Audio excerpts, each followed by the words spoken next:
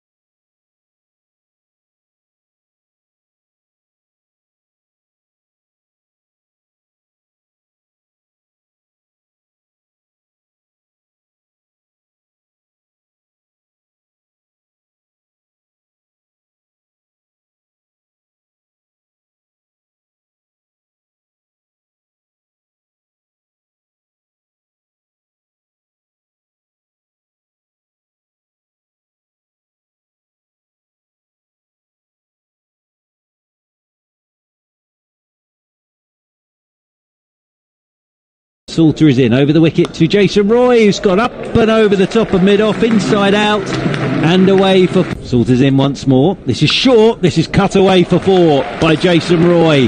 So just dropped in this time by Salter, because Salter's in again and Jason Roy's gone down.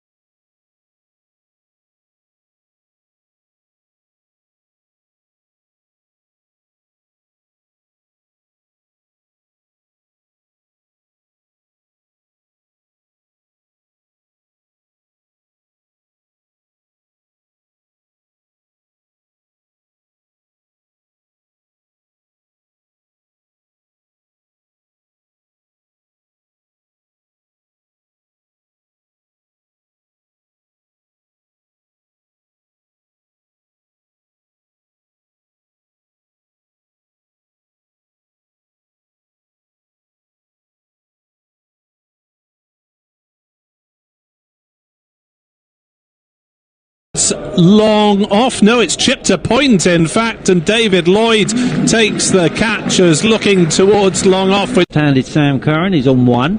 Oh, now that's turned. Shout for LB, given out. He's given it. Up the ball back.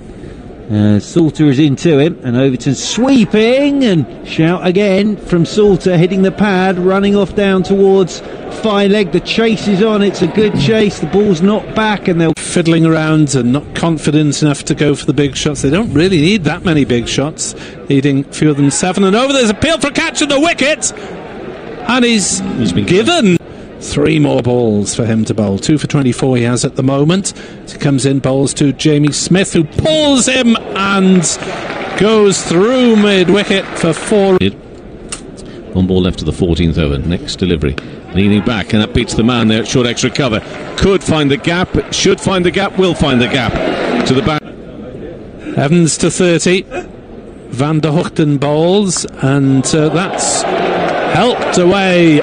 Way over backward square. That is 6 of the best. Prem Sisodia, who made his mark on this competition last year, and that's a wicket, and it's the end of Evans, and he's just driven the ball straight down to our left hand side here. His wheel is in over the wicket to Jamie Smith. Short shot, Jamie Smith. He's pulled this. 1 bounce, 2 bounces, and away for 4. Going to be Van der Hoogten to bowl to Jamie Smith, who's chipped him up and over the top and mid-off and away for 4. So Jamie Smith gets it down to just 2 required. All that far ahead. In over the wicket once again comes Van der Hoogten. 1 needed, and there it is. Jamie Smith with the winning run. He's just tugged this ball into the leg side. It rolls out towards deep backward square, and they'll pick up a single, and Jamie Smith with the winning run finishes 35 not out.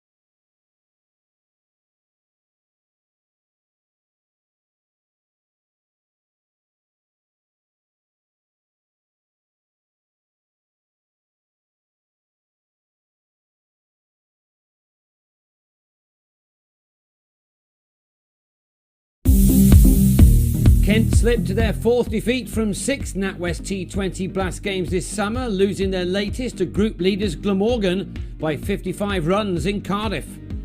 Rain soon reduced this contest to 16 overs per side, Glamorgan losing their first wicket in the 4th over as Jacques Rudolph was caught by Daniel Bell-Drummond off Mitch Claydon. That brought in the informed Colin Ingram, and you could tell the kind of touch he's in right now from the off. 3 of the first 5 balls he faced all brought him boundaries. He then struck David Griffiths for a 6 to raise to 24 of the first 10 balls he'd faced. He was expertly supported by David Lloyd, who in the next over, the 6th of the innings, took Darren Stevens for 19 runs, the home team making 60 for 1 of the first 6 overs. Lloyd cleared the rope again in the next one, delivered by Fabian Cowdrey, the Welshman not minding at all that they'd been put into bat. Indeed, it started to rain 6s now. Ingram successfully went after Matt Coles, while Cowdrey's second over cost his team 20 runs, with both Lloyd and Ingram going big again. Glamorgan raising their 100 in just the 9th over, with both batsmen making 50s. Lloyd's off 26 balls and Ingram's occupying only 21. And they weren't finished quite yet, the partnership between the two realising 132 runs in just 9.5 overs. Ingram struck a 4th maximum to get to 60 off only 29 deliveries. But when he tried to keep going, he discovered Alex Blake in the deep off James Treadwell. Lloyd then completed the over with 2 more 4s, Glamorgan with 152 runs on the board from 13 overs. Wickets fell towards the end. Chris Cook hauled out to Treadwell off Griffiths, while in the final over Claydon bowled Anarin Donald for a single. Lloyd unable to get the strike to complete 100, ending his knock on 97 made from 49 balls. 175 for 4 was the score from 16 overs. The Spitfires asked to get 177 from the same to win, but Lloyd kept himself busy by catching Bell-Drummond for a duck in the first over of the reply. Dale Steyn grabbed that wicket and the one of Sam Northeast in his next over, a wicket which left the visitors in trouble on 17 for 2. Steyn had figures of 3 for 14 after 3 overs when he also removed Sam Billings for a single. Kent now with it all to do. But with Joe Denley still in, there was hope. But his innings was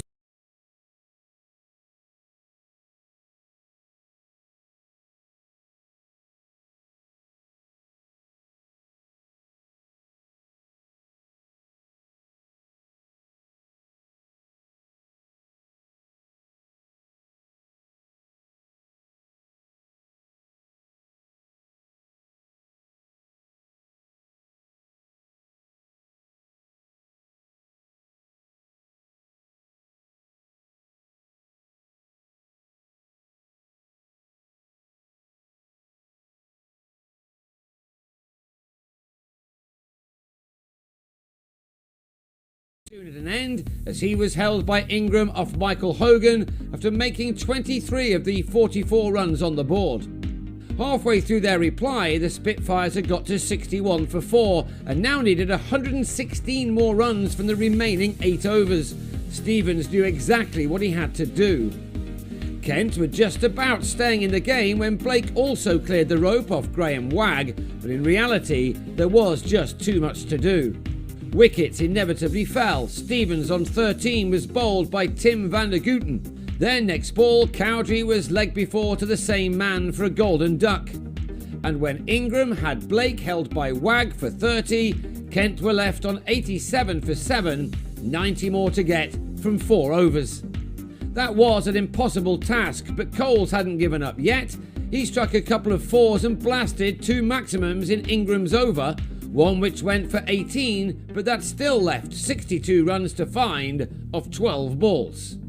Steyn ended with the fabulous figures of 4 for 18 by removing Treadwell for 5, leaving it to Hogan to wrap up the inevitable by having Coles caught for a rapid 31, and then bowling Claydon for a duck next ball. Kent all out for 121 with 1 delivery unused. That meant a 55-run loss on Duckworth Lewis. Kent now stay in South Wales as they return to County Championship action against Glamorgan on Sunday.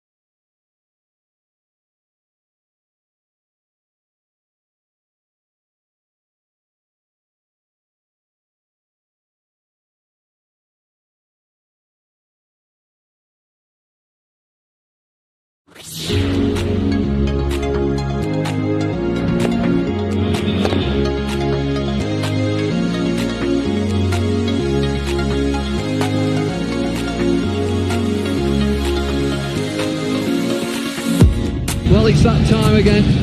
Time for a bit of rock and roll. Got him! Huge wicket! Oh, have a look at that!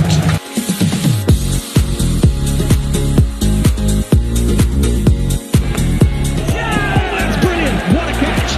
And boy, did they need that! Well, this is punishing stuff from David Malan. He keeps going and going. Oh, excellent catch!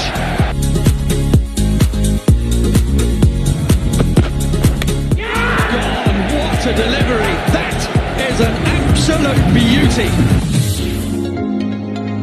That is magnificent!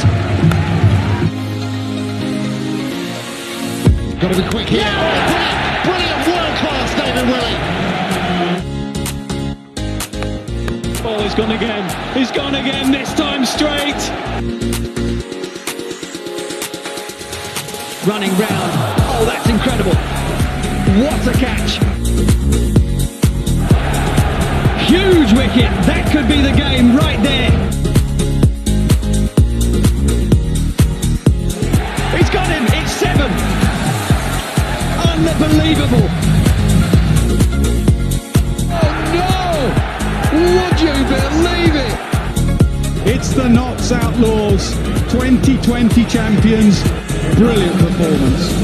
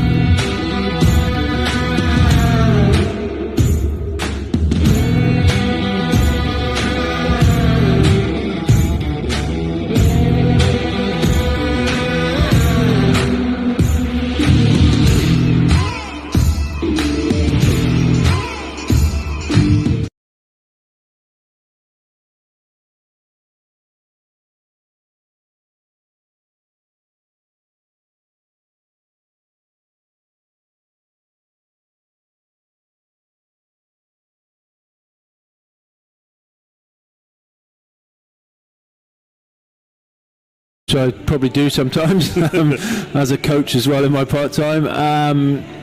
I thought he was too open in his stance to start off with in that first innings, certainly in that last test, and I thought he actually changed that in the second innings, and he closed himself off a bit. And I actually thought he looked a lot better in that second innings, and he played a couple of good shots. I know on TV Nasser Hussain was talking a lot about his small trigger movement that he used to make, that he hasn't been making. I also thought his weight was a little bit back, so there's a couple of things there he needs to work on. But even he's a good striker of a cricket ball, and he's a good player who's going through one of those periods which he needs to work through. He looked last night, like you were just saying there, Steve, that he had been freed up and that he was enjoying kind of the freedom of just being able to go out there in the power play and try and be aggressive and hit his shots. And he made 48 from 23 balls, hit very well straight down the ground through mid-wicket as well. And I'd agree with what you're saying. I fully believe he is good enough to play for England at Test level. Just every player has those spells of form, don't they? Yeah, and Test cricket does what it says on the tin. It does test you, and he's a young man who's come in. He came in with a bit of a blast last summer, and a few things haven't gone his way. It was tough in the winter. They played on some difficult pitches, and he probably hadn't really experienced that sort of quality of spin bowling on those sort of pitches, and maybe lost a bit of confidence because of that. And as I speak, Glamorgan are going to open with a spinner to him. Yeah, absolutely. We're about to see Zach Crawley open the innings with Daniel Bell-Drummond. Players out there in the middle, and Prem Sisodia is going to get things underway for the home team. So Sisodia from the River Taff end. The crowd of, we're told, around about 1,000 to 1,200 spread around Sapphire Gardens as Sisodia bowls, and Crawley is underway first ball, clipping it out towards mid-wicket and going through for a comfortable single. Glamorgan sticking with Sisodia, even though he's been taking a little bit of tap this season, just the one wicket and going in for 9.5 runs and over. It was around about a run a ball last season. Sisodia left arm spin down leg side, that'll be called a wide. Kent 2 without loss. Anthony Gibson last night was telling me how badly Max Waller had been going all season, and then turned it on in big style last night. So it's one of those where one good performance can change things around for you. Sisodia, sunglasses glinting, balls as appeal for LBW, and Sisodia has got the wicket straight up, and Kent are 2 for 1. Back on his stumps went Bell-Drummond, and was pretty much pinned back, it seemed. And Glamorgan celebrates as Kent lose a wicket straight away. I haven't got the best view from the back of the box, but that looked pretty adjacent to me. I mean, Sisodia, he does dart the ball back into the right-hander, doesn't he? And it looked as if Bell-Drummond was trying to give himself some room. There's obviously nobody out on the offside, and maybe he was looking to give himself a bit of room to free his arms, and it's just ducked back into him and maybe done for length a bit as well. But it looked a fairly good shout from where I'm sitting at the back of the box on my high seat at the back. I think you're right, Steve. It looked like to me he was trying to kind of nudge it away offside, went back to the ball that was fired in a bit. Yeah, I think actually people have played Prem Sisodia better this year because they've looked to stay leg side of the ball and looked to hit maybe over the offside a bit more. But there is that risk. If he does get that line and length right, it does skid on. There's a chance of getting bowled or LBW, as Daniel Bell-Drummond found out there. Joe Denley then on strike. Appearances for England, of course, in all forms of the game. T20 as recently as last September. As Sisodia bowls, and that's hit up towards and just over square leg, and that was 4 runs. It's rust away for 4, but that wasn't timed properly at all. And square leg was on the edge of the circle, then another 2 metres back, and it would probably been a head-high catch. Yeah, I think it was Rory Smith there at backward square leg. He didn't seem to pick it up too early, but I think it was just too high and just over his head. In comes Sisodia, 6 for 1. Bowls to Denley, who gets one off an inside edge to square leg, the same sort of position. This time it is a dot ball as Smith does the fielding. Smith back in the side instead of Van der Hoogten as Glamorgan rotate seamers with a busy schedule. Sisodia in to bowl to Denley, who comes down the wicket and goes for a big straight shot, gets it out towards wide long on, just the single. 7 for 1, Kent. Yeah, he was looking to go in mid-off there, wasn't he? Exactly what I was talking about earlier, and that's just ducked back into him. He's got a thick inside edge. Crawley on strike then. He's got a single to his credit, and Crawley plays this one up towards long on. Didn't time it. They will come back. No, they won't. Just a single taken. So 8 for 1 after the first over, and they seem to be looking to go on the offensive against Sisodia and not quite timing it there. Yeah, I mean, it's an interesting dilemma for an opening batsman against if they do start with a spinner, because basically if the spinner manages to get 3 or 4 balls on the spot, you have to make a pretty sharp decision that you're going to have to play a big shot. You know, in T20 you can't afford just to play at the first over. So I think if you've got a spinner who knows what he's doing and really hold a line of length, it really asks some serious questions of the opening batsman. Interesting, Glamorgan aren't going with Salter to open the bowling from the other end. They're going to go with Rory Smith instead. Let's see how that decision pans out. Is that Crawley the man on strike? Probably would prefer a little bit of extra pace on the ball. That's a good start. A little bit of away swing as well, on a good length from Rory Smith. Yeah, decent pace and some away swing there from Smith. Yeah, Salter obviously struggled a bit against Jason Roy the other night against Surrey, but in fairness, I mean, Jason Roy he's a world-class white ball batsman, isn't he? And he hit some great shots early on against both spinners.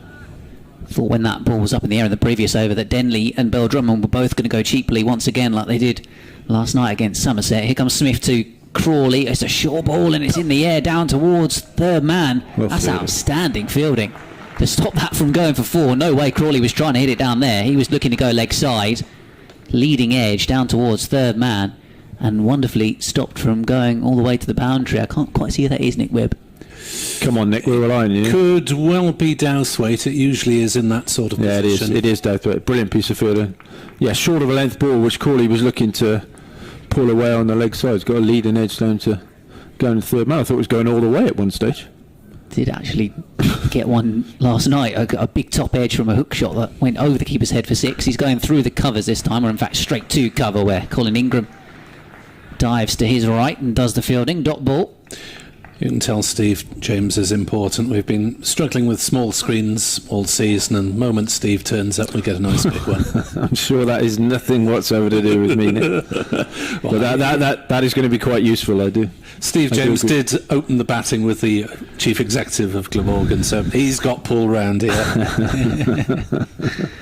Smith then once again back to his mark. Kent 10 for 1 as Crawley looks to try and slide this down towards third man. He's got it really fine, and Dowthwaite won't be able to stop that one.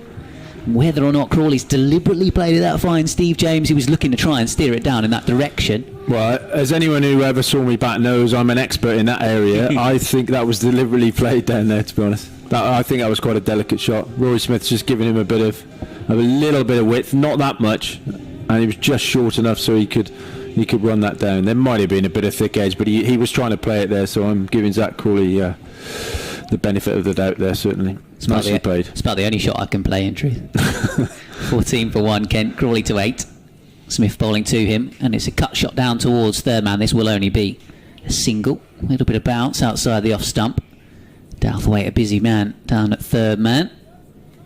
Again, 15 for 1 after choosing to bat first here under blue skies in Cardiff. A little bit of puffy white stuff, but sunny and warm as well for the spectators that are in the ground.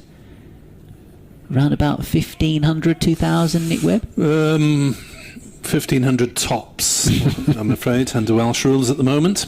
Smith in and bowling again. Denley thick outside edge down towards third man, and Dowthwaite has almost had to field every ball this over. Rory Smith has got hands on his head that he doesn't have any men in the cordon. So 2 overs gone, 8 have come off both of the opening 2 overs so far. Denley 6, Crawley 9. Kent Spitfires choosing to bat first here on BBC Radio Wales, BBC Radio Kent DAB. 16 for 1. Roy Smith got some decent swing there, in fairness, because these white balls don't swing much, and they certainly don't swing for very long. But I thought that was a decent first over. Actually, good pace and some good swing, and probably a bit unlucky to go for as many as he did. 16 for 1 then after 2. Kent having won the toss and chosen to bat. Sisodia continues, and Denley drives to mid-wicket and picks up a single.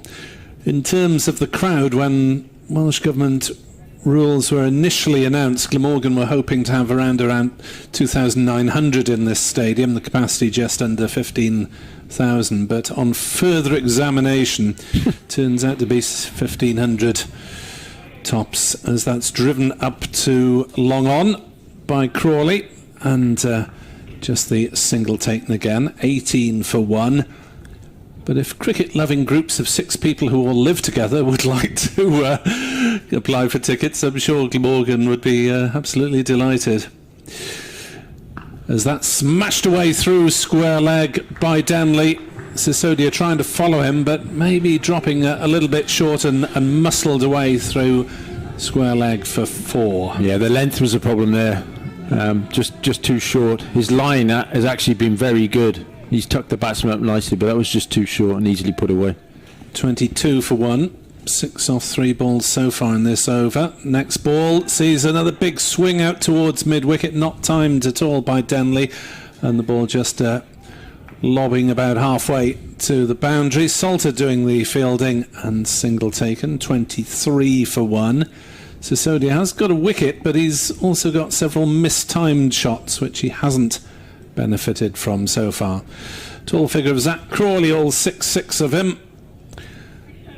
Cook, of course, standing up. Sisodia bowls, and another mistimed drive to mid-wicket for another single. Yeah, he's trying to go over mid-off again, isn't he? But both of them are very tempted by there being no man back on the offside. 5 fielders saving the 1, and they're looking to go straight or over mid-off and just getting thick edges out on the leg side.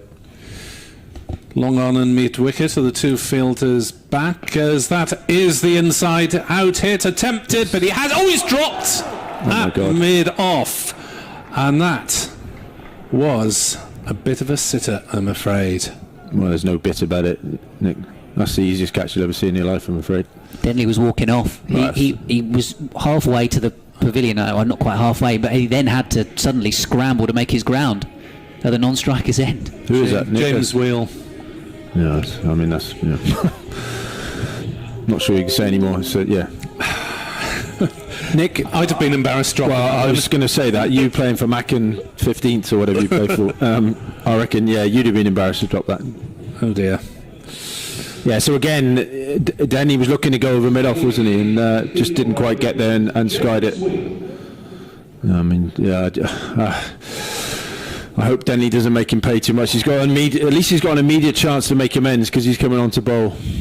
I have to say, Prem Sisadia's line, as you were mentioning, Steve James, really excellent for me. That angle into the right-handers. Tucking the batsman up, yeah, very good.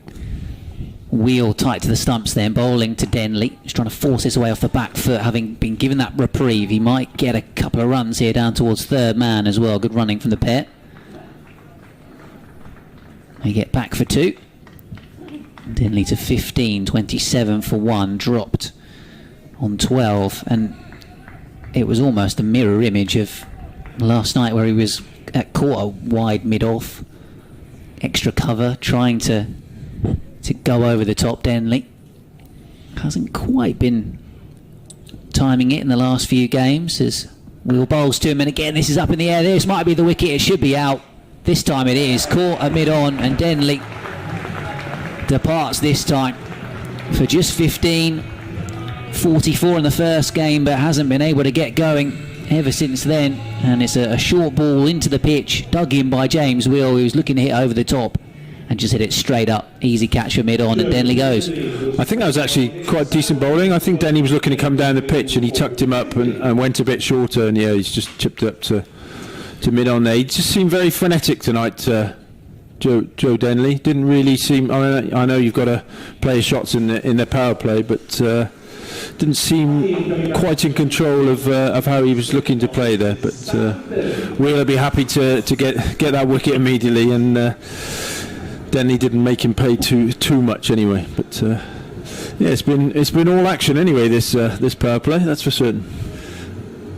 been a bit like that for Kent in recent times, actually. They've looked to be so ultra aggressive in the power play, almost guilty of trying to overhit for me in the last couple of games, and they've actually ended up losing early wickets, which does almost set you back a bit when it comes to having to almost just dig in a bit and reset. It's a strong batting lineup, in fairness, isn't it? You know, Bell Drummond's a good player. You know, Crawley's quality, Denley's quality as well, and you know, Sam Billings is as well. But you don't want to go too hard.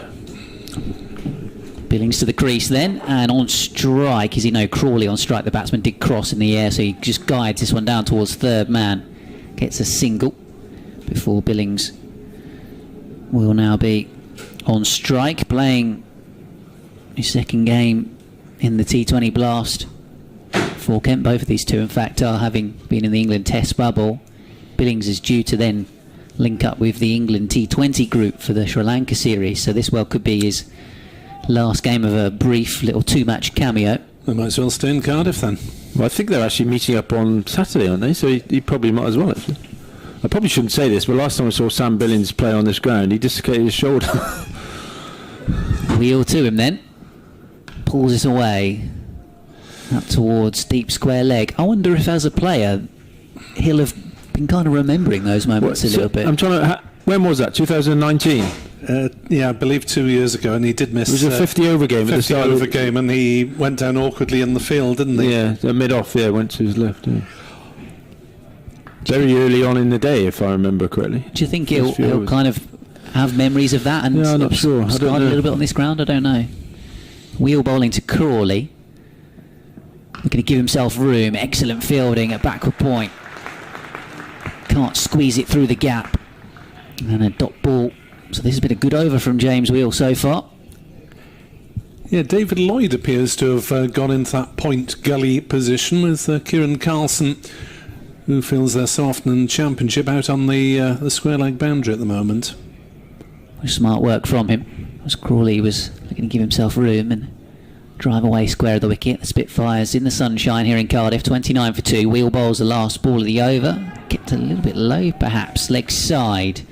Slight appeal for LBW, but 2 dot balls to end the over. Got the wicket of Denley in it as well. Just 4 runs coming from it. An excellent 4th over of the opening innings of the game. Kent 29 for 2, so just 4 off it, as I said. Yeah, he's done really well there, hasn't he? Having dropped that catch. You know, we've seen that before where things can go horribly wrong, can't they? But he's come back strongly. He actually ran in really well there as well, I thought, and looked to hit the pitch. Thought he actually bowled with decent pace there. So I think that's a good indicator perhaps of how Kent need to bowl on this wicket, trying to hit the pitch a little bit. They tend to try and take pace off sometimes, the seamers, but at the moment Glamorgan are showing them how it's done. It is a different wicket from the first couple of home games here, and Sisodia is going to continue with a 3rd over from the River Taff end. 29 for 2 here at Sophia Gardens, as that has Billings back on his stumps and playing straight to Smith at square leg. A dot ball. It's more towards the grandstand side, though not as far towards the grandstand as they've been playing Championship cricket so far. You can see a couple of very worn strips just the right of the one that's being used as Billings comes down the pitch and drives up to long on. Takes the single. 30 for 2 Kent in this 5th over here on BBC Sport Online, BBC Radio Kent DAB, and also via the Glamorgan and Kent County websites. 30 for 2. Crawley on strike on 12. Bit of foot movement, a big heave. What's that come off? The toe end of the bat or the keeper? Just a little bit of toe of the bat, I think. It ran down to short third man for a single. It's very short, wasn't it? Just stuck in the pitch. He was looking to pull it and then actually turned away from him, didn't it? So just couldn't get hold of it. 31 for 2. Sisodia to Billings, who comes down the wicket and gets an inside edge down to short fine leg for a single. And if he hadn't got any bat on that, he might well have been stumped. As it was, he nearly dragged it on. 32 for 2. interesting duel this between the Kent batsman and Prem Sisodia, the young left-arm spinner, and this one is driven up to mid-off, and this time it's a good scrambling stop by James Wheel, who manages to keep them down to a single. 34 for 2. 33 for 2, it was up very quickly on the board. Billings on strike. Sisodia with the last ball of his third over, down leg side, and Billings cannily just pulls inside it and watches it go down for the wide.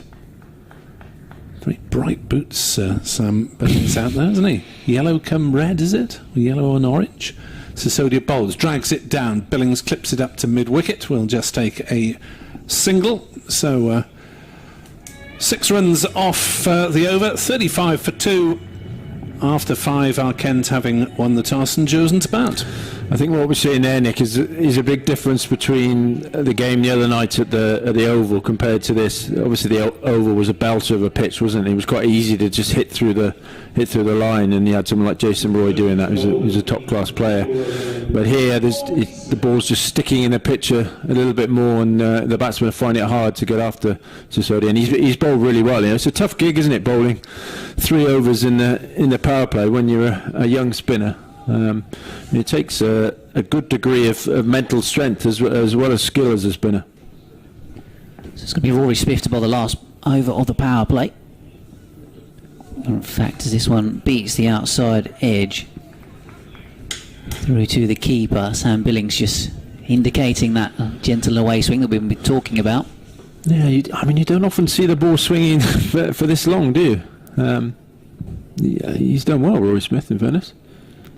Getting that seam bolt upright, good wrist action and position in his delivery.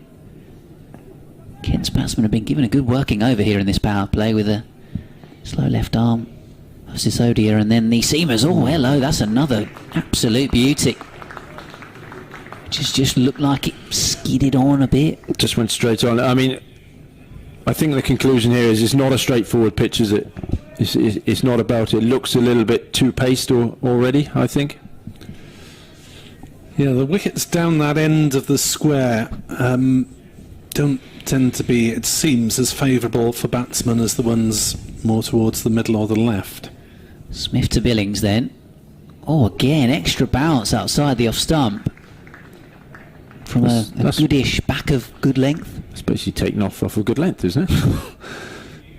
You can see Billings and Crawley looking quizzically at the pitch there. Well, clearly this is not something they'd factored into winning the toss and choosing to bat first. I think you probably want to... Well, maybe they had, though. Maybe they thought it might get worse. I don't know. It'll be interesting to see what happens when a bit of the hardness goes off the ball, I think. Case of trying to stick in there for the moment for the Kent batsman. 35 for 2. Smith to Billings. Angles this down towards third man. Feels like that's been the most profitable area so far, really. Just running it down there. Kent often tend to try and go, like I was saying, ultra hard in the power play, but it almost feels like, as you say, Steve James, if batsmen can maybe just be a little bit more restrained and try and bat longer and get used to the ball and the pitch. And yeah, I mean, they always say if you lose 3 wickets in the power play, then you're behind the game, aren't you? I'd say this is very even at the moment. Smith bowls, Crawley flicks his away out towards deep square leg. Kent did exactly that in the game against Middlesex on their second game last week on the Friday night, but Leaning and Cox then put on 120 for the 5th wicket, so they managed to still get a decent score on the board. But it feels like maybe that has some of the batting, say from Leaning in the middle order, has papered over the cracks of the power play so far in this competition. Final ball of the 6 over restrictions then. Billings gets in behind it and just pushes it out towards a short mid-wicket position. Kent 37 for 2 here on BBC Radio Wales and BBC Radio Kent DAB after the 6 over power play. 5 Billings, 15 Crawley. I mean, Ben, this is why so many teams prefer to chase in T20, because it's so hard to know sometimes what a good score is. And I was quite surprised when he was saying earlier that Kent's policy has been to bat first. You know, he speaks to someone like Owen Morgan for England, and they just feel first all the time whenever they can, you know, and just back themselves to chase whatever. But yeah, I think Glamorgan going to be happy with that. that power play, 37 for 2. Interestingly, it's Prem Sisodia to continue with fielders back. So 4 overs straight off, and that one's hit up in the air by Crawley. It should be caught. It is caught. It went up a very long way. Douthwaite taking the catch at short fine leg. That one went up almost as far as the floodlights, and Kent have lost their 3rd wicket as Douthwaite just about managed to get underneath it and fell to ground to make absolutely sure. Kent 37 for 3, Crawley gone for 15. I think Crawley be really disappointed with that, because I mean that's not a great ball, is it? It's a short ball. He basically tried to hit it for 6 and he's stuck in the pitch a little bit, which it has been doing, and he's just skied it up to short fine leg. Again, another player who never quite found his touch on this slightly tricky pitch, and almost looked frustrated with himself as much as the pitch as well, to be honest. So it's Jack Leaning to the wicket. He's averaging 50 in this comp at this early stage, so going well so far. High score of 81 not out. Yeah, he got 64 in the game against Middlesex that I was mentioning, when he and Jordan Cox put on 100 stand, and then that 81 coming against Gloucestershire, and he took 20 off the last over. So it has been going well in this competition, and has been doing a good job rebuilding after Kent have lost 3 early wickets. It feels like for the last 3 games in a row, actually. Can they recover this time? Sisodia to Billings it will be, because they had probably time to run 2 when the ball was in the air there. Just crossed the once. Sisodia into Billings, who plays back to the bowler, makes a scrambling stop in his follow through, does Prem Sisodia. And Glamorgan have been rewarded so far by sticking with the young left armour, who at the moment has 2 for 23, as Billings slices that one rather through the offside for a single. 38 for 3, leaning on strike for the first time. Still mostly blue sky here at Sapphire Gardens. Not many spectators down beneath us. They're all spread all around the ground, actually. It's the first time we've seen spectators in at the River Taff end, but a vast swathes of seating between them, as that'll be runs down towards fine leg. Little leg glance from Leaning. He'll pick up a couple of runs because there wasn't too much pace on it, and Douthwaite just hauls it in front of the boundary. Down beneath us at the Cathedral Road end, 40 for 3 Kent in this 7th over. Best social distancing I've seen in a sports ground since fans have come back. Sisodia bowls and driven through the offside by Leaning for a single. 41 for 3. Probably spread around the ground. Yes, it's caused them a few headaches here, let's say that. Of course, different rules in Wales to... Yes, very strict implementation as Sisodia is into bowl. Billings forces off the back foot up to long off. 42 for 3 at the end of 7 overs, and Sisodia's spell 2 for 28. Steve, yeah, he's done really well there. As I said, it's not an easy gig having to bowl 3 overs in the power play, and he's done really well there. He had a really good season last year, didn't he? Opening the bowling then, so he's probably got a nice niche for himself as an opening bowler in T20. But I do think it's not going to be easy to play spin, and there's no surprise that Andrew Salter's coming on this end. Ben, excuse my ignorance here, so in terms of spin options for Kent, obviously Joe Denley might bowl some leg spin. What else have we got? Also got a bit of part-time off-spin from Jack Leaning, and then the main frontline spin bowler is the Afghanistan overseas player, Case Ahmed. Oh, okay, cool, okay. So they got 3 options. Okay. He was playing here later in the summer for Welsh Fire. First opportunity then for the Welsh crowd to take a look at him. Salter, though, with the ball in hand. Billings on strike, goes for the reverse sweep, gets it behind square on the offside. There's a fielder out in the deep, so he'll come back for a couple of runs. He'll also have Kent James Logan, the former Yorkshire spinner, was released at the end of last season. They brought him in for a couple of games at the start of this competition, bowled really well, and it's actually been a little bit unfortunate to be left other teams since. Yeah, 2 for 18 in 4 overs, and he can't get in the side. Here comes Salter. Tossed that one up. Billings flat bats it away into the onside. Carlson with the fielding out of deep mid-wicket.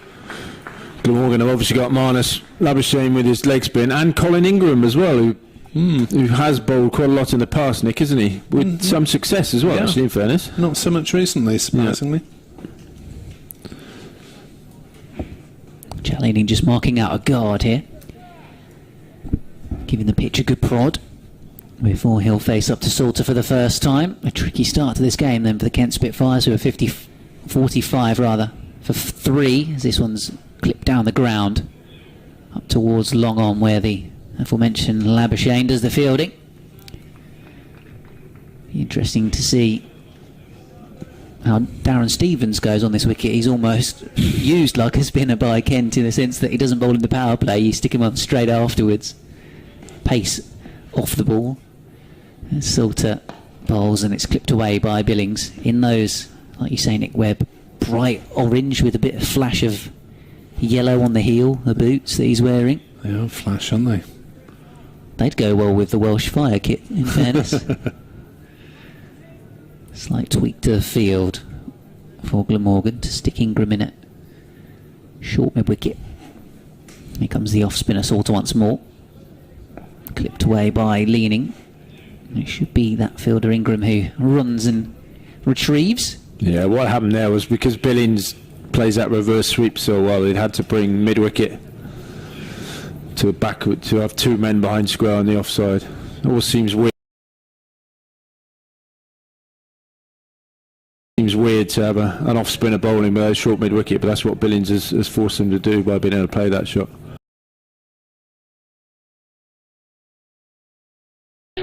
These top 4 or 5 the way they did Lancashire's on Sunday. Moeen Ali is going to open the bowling from the New Road end.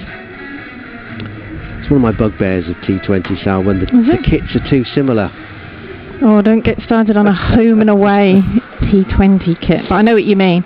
It was similar when we were down at Hove, wasn't it, for that quarter final, and you looked out and you just saw blue and black.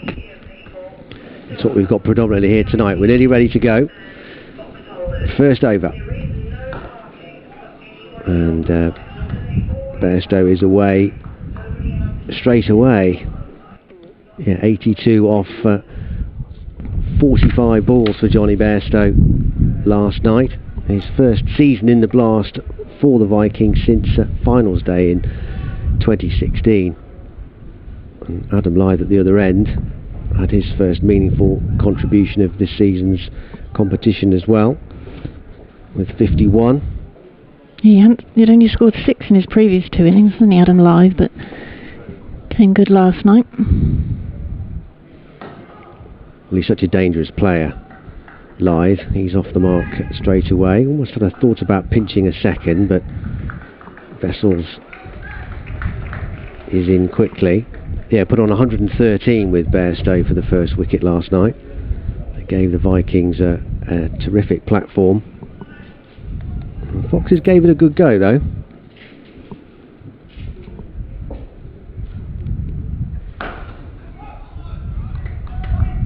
It was an exciting game in the end, with how close the Foxes did get to that large total. 18 runs in the end, wasn't it? Yeah. A winning margin after racking up 240 for 4. If Jordan Thompson hadn't taken that great catch, he's not playing tonight, it could have been very different.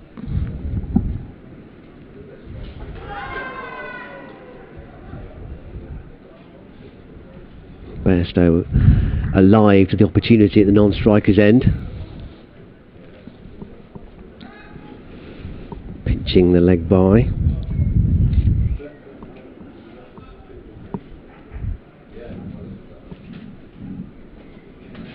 Two balls to go in this opening over.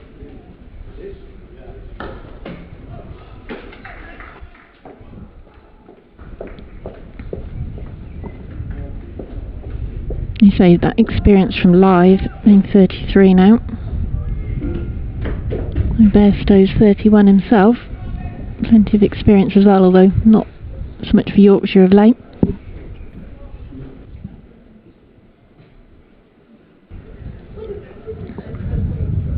I think Lythe's ready now, sorting out his strapping. Final ball. Good work from Ed Barnard. But the two batsmen scamper through quick enough, but a decent first over from Moeen Ali. Just 6 runs coming from it. He's been terrific with bat and ball and in the field with his calm captaincy for the Rapids.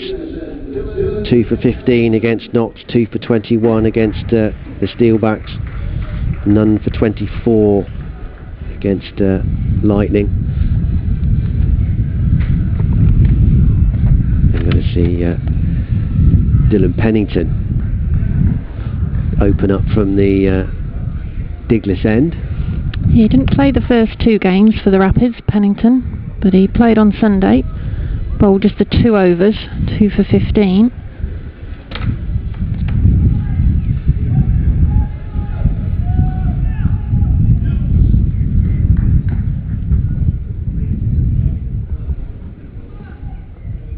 Getting some encouragement from his teammates.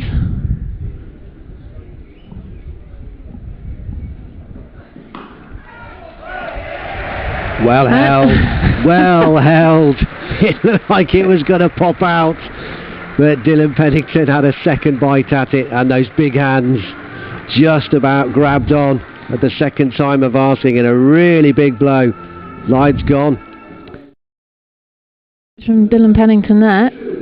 He's bothered about his footmarks though, or where he's landing when he's bowling.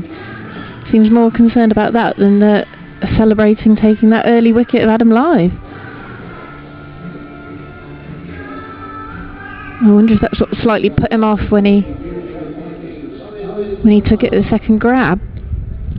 Well, he was fortunate in a way that it sort of, the ball followed him where he was going. He hit him in the chest, and it sort of rebounded to his left hand side, which is where he was naturally falling in his follow through. And then sort of semi-startled, but got the hands on it. That's all that matters, and that's a huge blow for the Rapids early on. The dangerous Adam Lyth has been in good touch, has gone for just 2. And it's always, well, not that I've got any experience, but I should imagine it's always pretty tough taking those catches as your momentum's bringing you forward. You suddenly look up and you've got that ball hurtling towards you.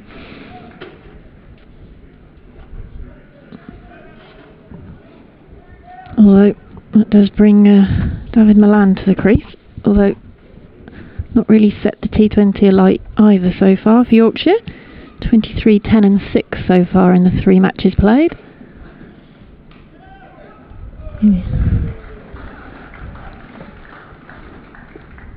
Motioning to Johnny Bairstow how the ball's coming through from Dylan Pennington in the same way that Adam Lyth told him as he passed him on his way off.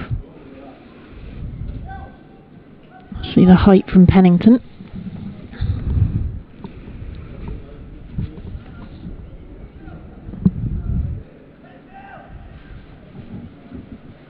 Worcestershire have brought in Ricky Vessels into the first slip.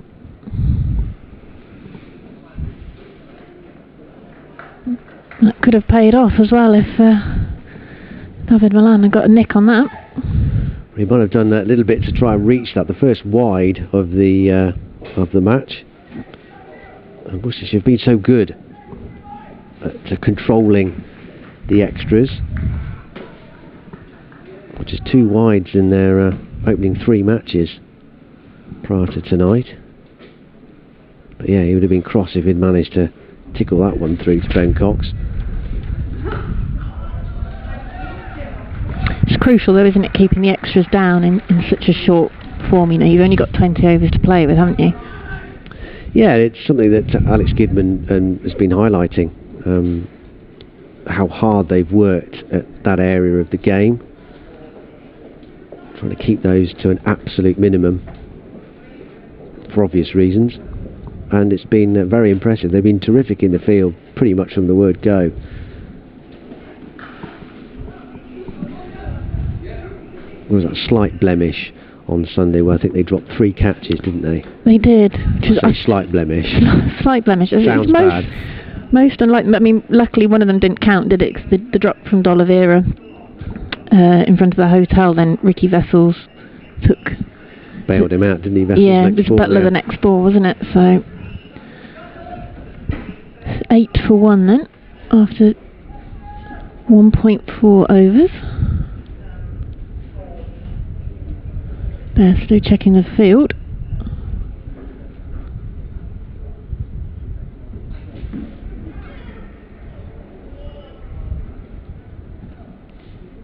Yeah, well, we said on Sunday, so I didn't we? We'd done the interview with Ed Barnard before the game about how great their fielding was, and rather put the curse on it with the 3 drop catches. I think, but all of them, I think they would have been disappointed. The one that was sort of straight at Libby, it was a little bit like D'Oliveira's at Northants, whereas it just came so hard, almost into the chest stomach area. But you'd still, watching the Rabbits for a number of years, expect them to take that.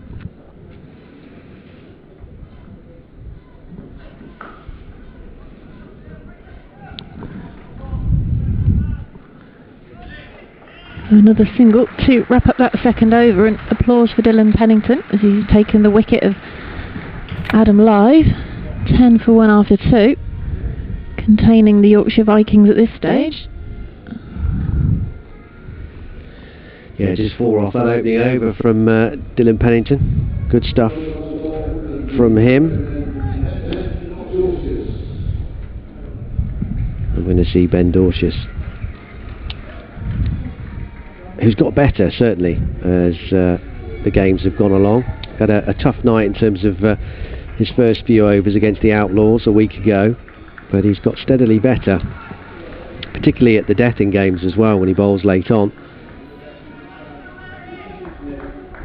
I suppose it's adjusting to the different wickets, the wickets at New Road. Yeah, there's not been too much pace in the pitches so far. It's just in the air for a little bit, but just short of Vessels.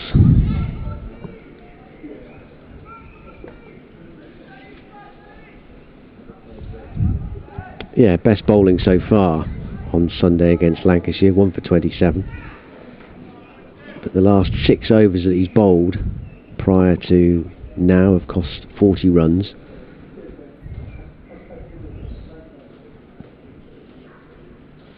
And cleans him up, leg stump out the ground.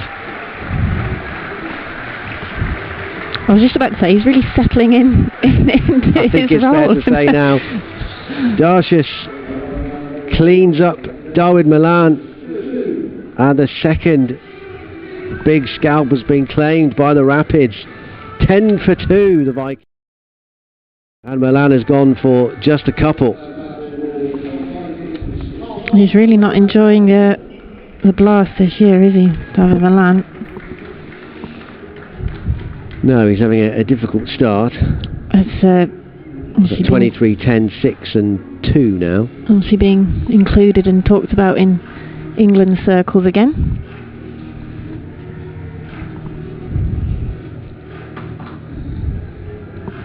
So Lyth out for 2, Milan out for 2.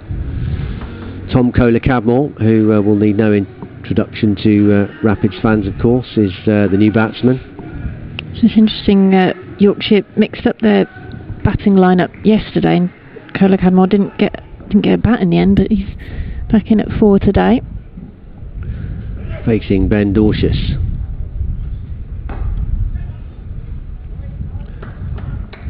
Away with a neat tuck off his hip. Yeah, still holds the record, incidentally, Tom Kohler-Cadmore, for the highest individual score for the Rapids in T20 cricket. That amazing 127 not out against Durham in 2016.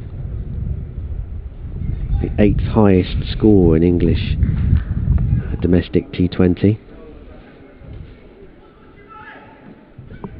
He won an award for it, didn't he? The fastest 100 as well, off the 43 balls.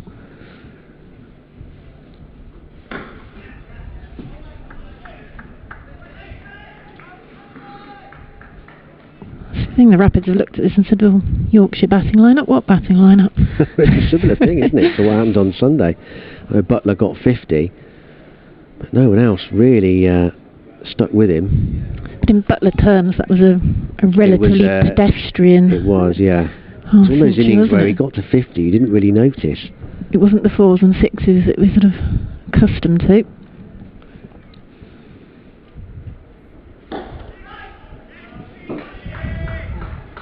No, but the Lancashire reply never got going at the moment. The same fate is happening to the Vikings here. 12 for 2. Almost at the end of the third over, so nearly halfway through the power play. Dorsius in amongst the wickets again.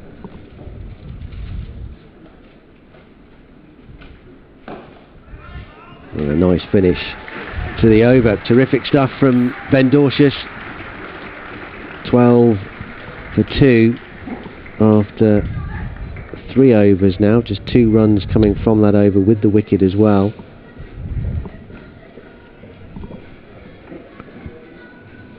Yeah, he's definitely, watching him over these games, you feel like he's really settled into this role, sort of understanding perhaps more the T20 in these conditions as well. Yeah, and finding his length and finding which length works in England as opposed to Australia, where he's obviously played the bulk of his cricket. Pennington is bowling his second over. They've kept him on from the Douglas end, or the D'Oliveira end.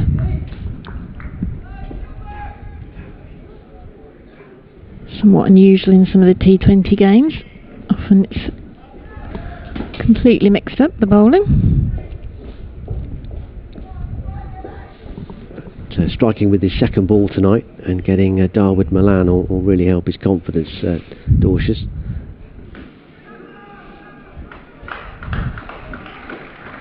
Pennington keeping that line in the pads of Bairstow for the first 2 deliveries.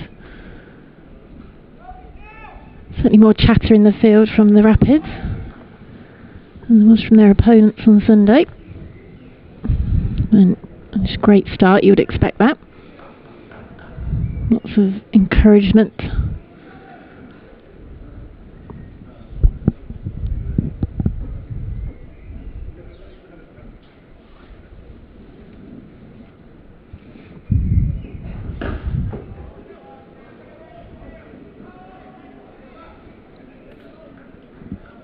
Going back to the Worcestershire Rapids fielding, though, they will know they need to be very much at the top of their game this evening again, and you can't really afford to drop any catches this evening.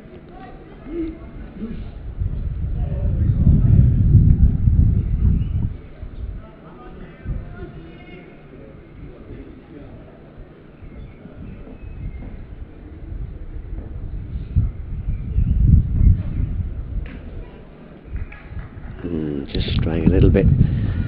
Again, Pennington's got no margin for error down at leg side, of course. It's the only thing possibly sometimes with Pennington is that sort of extra enthusiasm. Then there is possibly that chance that you'll miss your line slightly. A wide might come.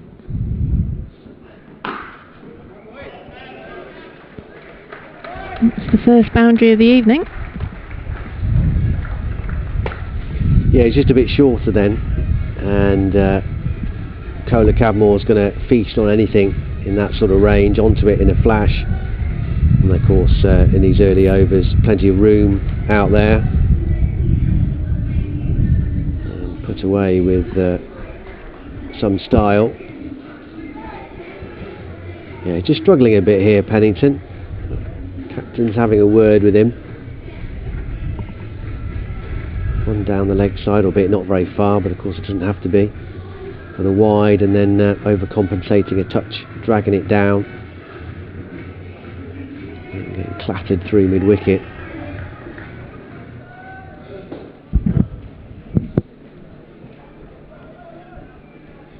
Two balls to go.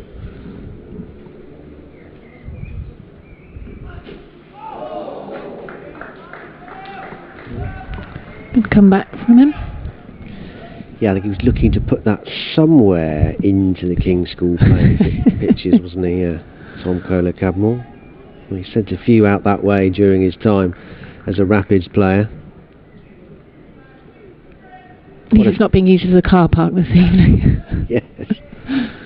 Quite a few in that innings of 127.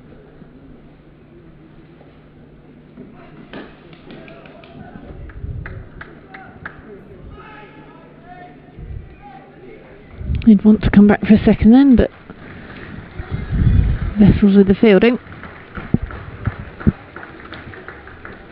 Yeah, it's not a bad recovery though at the end of that over, those last two balls from Dylan Pennington. 19 for 2 off 4 overs now. If you are just tuning into us, the Rapids won the toss, the first time they've won a toss in the Vitality Blast so far this season, and they decided to bowl first, a run change from the team that beat Lancashire on Sunday. Dan Wheeler and Sally Bentley-Reid with you tonight. Don't forget you can have your say too, wherever you're following this coverage. I just use the hashtag Rapids on Twitter. Your message will get through to us. Another race away for 4. Fine enough from Kohler-Cadmore.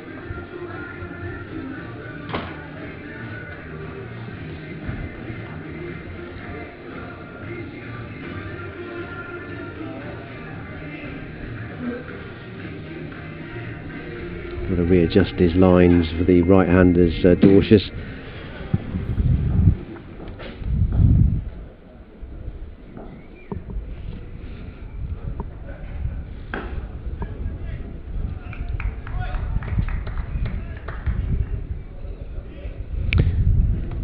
The left arm of Dorcius gives Worcestershire that option, doesn't it, when all the sort of main Worcestershire bowlers through the county side and the club are in the mix at the moment, all right arm.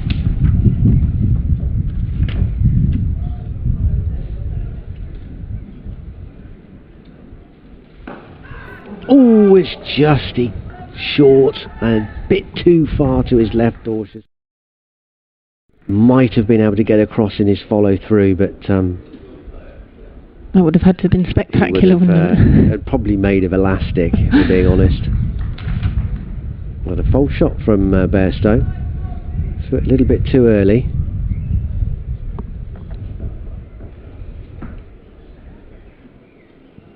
Needed the old Mr. Tickle arms there, Ben Dorcius. No run here again, Bairstow. He would be the best Mr. Man for that job. He would be. Well, there are no other contenders, are there? No. From memory? No.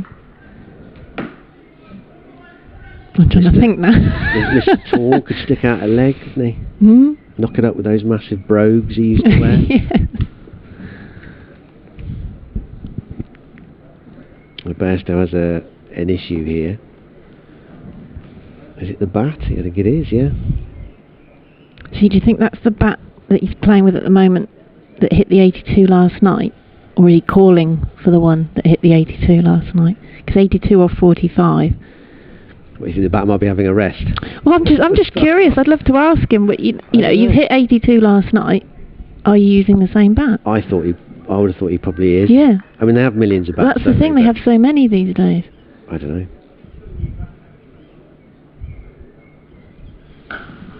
That's high, and that looks like it's gone.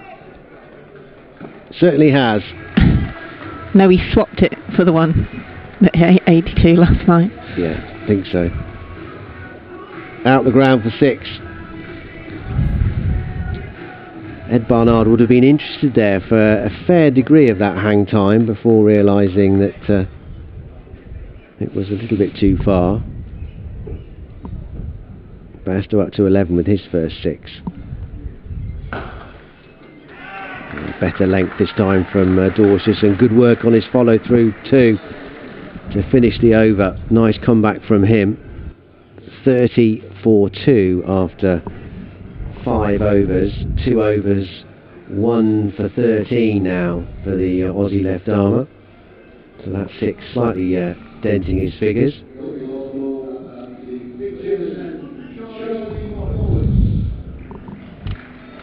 The last over of the power play, it'll be Worcestershire's leading wicket taker so far in the competition. To deliver it, Charlie Morris. 6 wickets so far in his 3 games, 2 for 23 against Notts, 2 for 31 against Northants, and 2 for 25. Consistency. Yeah.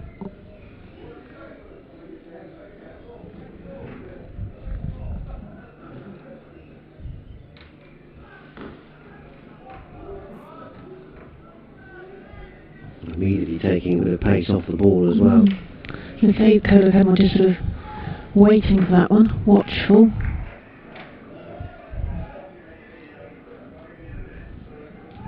Two batsmen possibly discussing that in the middle.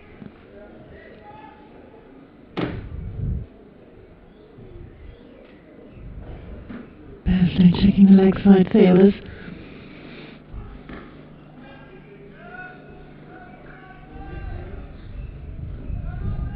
And seem to stop a little bit in the pitch as well.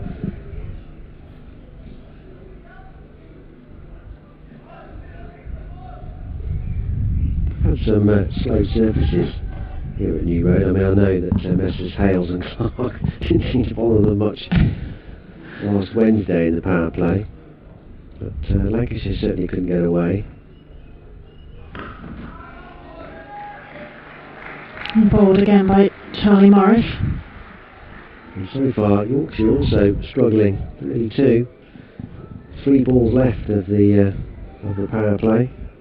And Glamorgan looked to slightly come down the wicket, didn't he, to come and meet that one, but still couldn't quite time it to do anything meaningful. Charlie Morris using all his experience.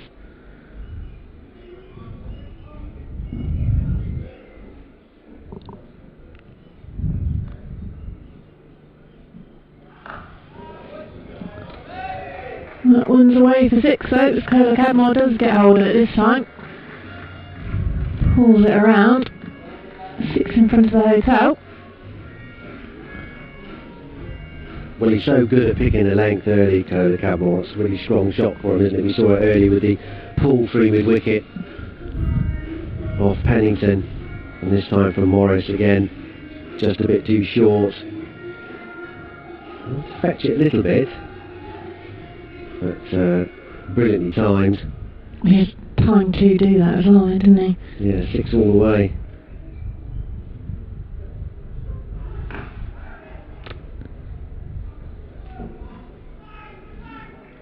Leg side again this time, it doesn't time that. Good fielding again, keeps him to 1. Final ball of the power play to come. Say about Morris's experience, he hasn't actually played that many T20 games for Worcestershire. Come into the T20 format much more in the last couple of years.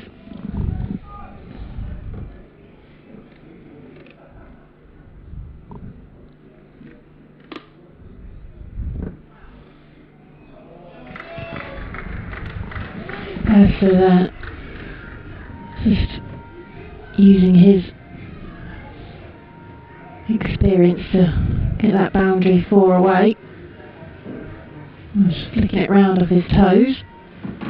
Ending the power play for Yorkshire. 43 for 2.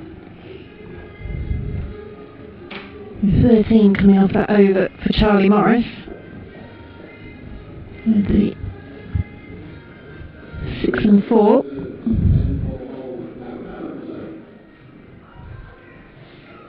Yeah, it was nicely done, wasn't it, by Bairstow? Just the merest of deflections, that's all it needed. No chance of cutting that off. Moeen is back. Well, was 1 over for 5 at the start of the innings. 43 for 2 though, off the power play.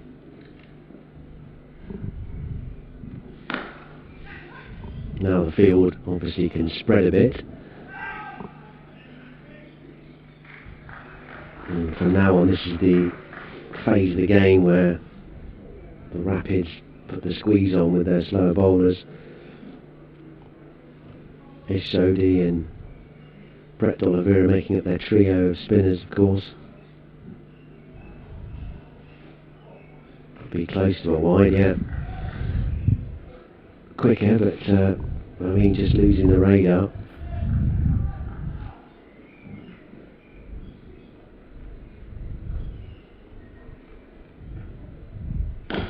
And that's gone all the way,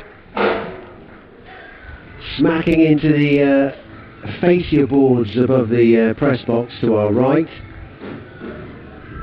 Short from Moeen and Bairstow this time again. So fast to pick up the length. Right out the meat of the bat. And the 50 is up. And he goes again, but he's not got it, but I think he's going to be safe. Just. Bairstow, Libby slides into field.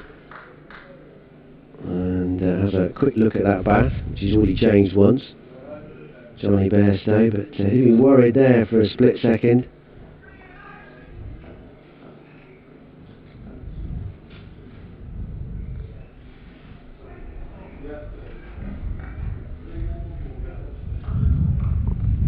It's been the most un-Moeen-like over in the competition so far.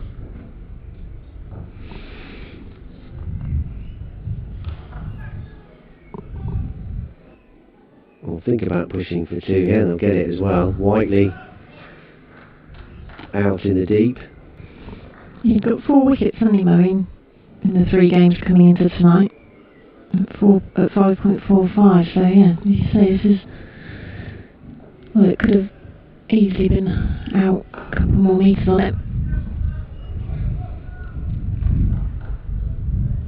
It's a decent sized boundary out towards the ladies' pavilion and Hick pavilion tonight, isn't it, in front of the marquee as well? Yeah, I mean, we could have been sat another 30 or 40 yards back and that still would have been 6. Bairstow on 23, goes again, and he's got it again. Slapped straight back down the ground, and Johnny Bairstow means business here. End of the over, 62 for 2. And Moeen, not a happy time in that over. Bairstow up to 29 from 17 deliveries, and looking ominous, carrying on his form from last night where he cracked 82 off 45. 2 for 24 now, Moeen. Moeen's decided to give the next over to Ish Sodhi from the D'Oliveira end.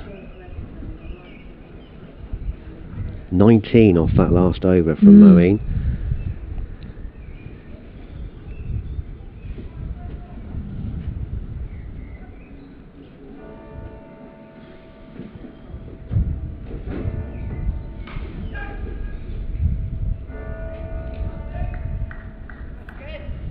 Paul just passing Jake Libby on the circle. Tidied up by Ed Barnard.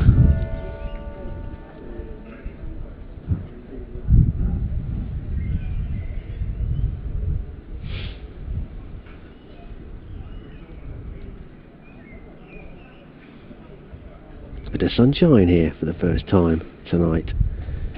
I think someone's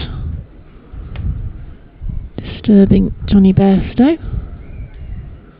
Oh no, the covers come slightly off the seats. The black covering. Yeah, those half a dozen or so seats that are just poking through under the broadcasting box. Looks like it's cracking a smile, doesn't it?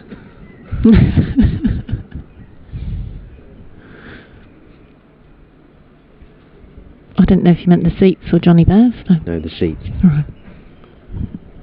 Well, the broadcasting box is the face, is the head. It's right, yeah, I got it. Okay, good. Good.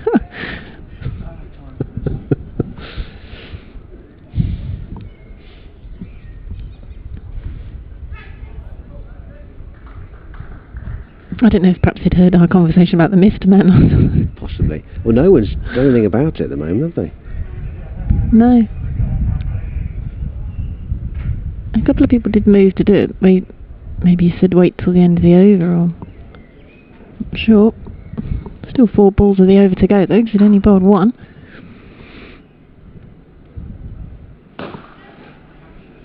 Just going to drop just short. Shot down the ground, down towards long on from Cola Cadmore, but these ones are either going flying over the rope or just not quite carrying to the Worcestershire Rapids fielders at the moment.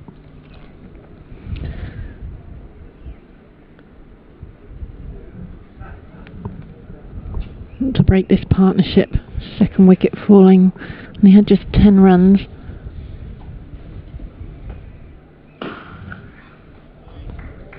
Smacked away at time from Johnny Bairstow, using all the power. And another boundary to him.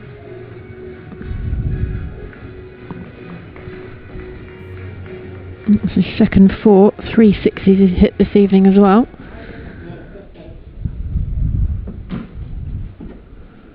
And Ganesh Sodhi finished the over. Unfortunately conceding another 4. Bairstow cuts that one away. Dylan Pennington goes to fetch it. No, still 1 ball to go, sorry. Another.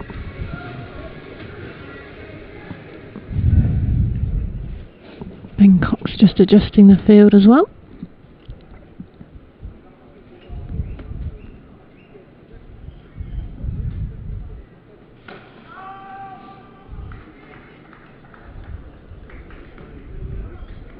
Sodhi finishing up with a dot ball, 73 for 2 after 8. 11 from that first over from Sodhi. Yeah, well, the acceleration is on from the Vikings. 54 off the last 4 overs. Bairstow up to 37 from 21, Cadmore 25 from 17. These two look in the mood and very dangerous as far as the Rapids are concerned. Need another wicket here ASAP. Got off to that very good start with the early dismissal of Adam Lyth and Darwood Milan, both for 2 apiece. But since then it's been the Bairstow show, ably supported by Tom Cola Cadmore. Well, maybe Ed Barnard can effect a change here for the home side. Here he comes then, 73 for 2. Bowled just the 3 overs in the 3 matches, 1 in each game.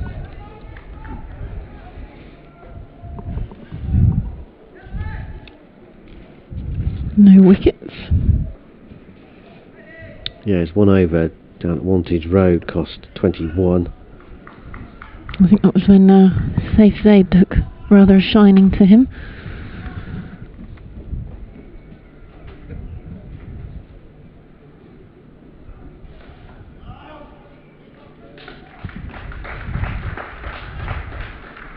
Bairstow a bit cross there. Felt he should have found the gap instead of pinging it straight to his Sodhi.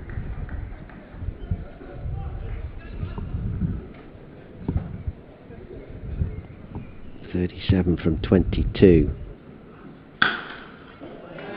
And nicely done from Barnard on his follow through.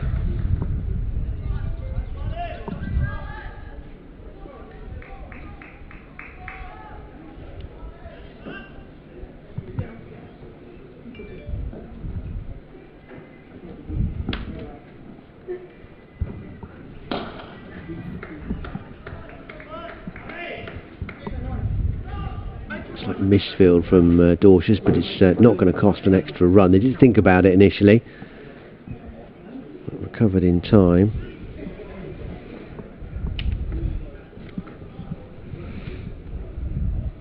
I don't think Bairstow's still happy with his bat.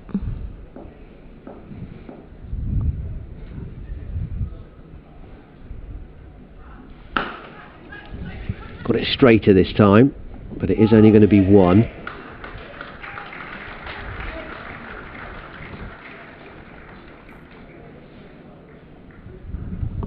Dorcius was quick onto that and fielded cleanly this time. Got a tweet from Charles Kitchen.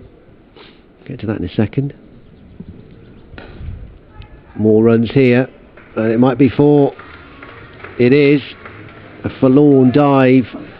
Short fine leg. Not quite enough from Dylan Pennington. And Bairstow now into the 40s. Tom Kohler-Cadmore has 27.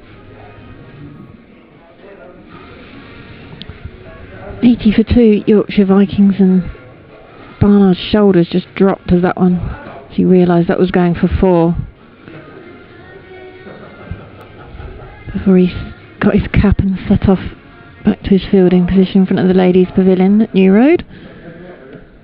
Yeah, 7 off his first over. 80 for 2 then.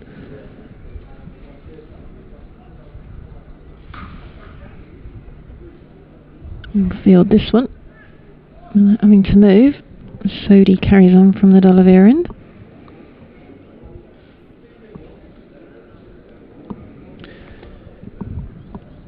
So good evening to you, Charles. Says beautiful New Road with the cathedral behind it. I spent many happy days in the 60s, he says, watching Kenyon, Graveney, Basil D'Oliveira, Turner and Co. when he was at school there. And he says here's hoping for a Yorkshire win tonight. Couple of fingers crossed emojis. Regards, Charles Kitchen. A Yorkie in Spain. Good evening to you, Charles. Nice to hear from you. If you want to get in touch with us via Twitter, you can. A hashtag Rapids is what you need for your message to get through to us.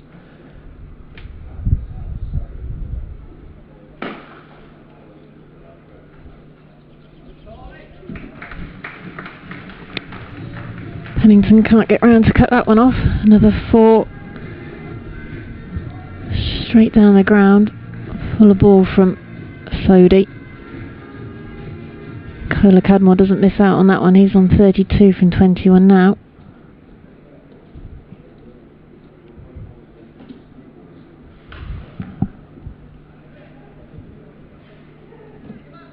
Waiting for that one. Slightly wider.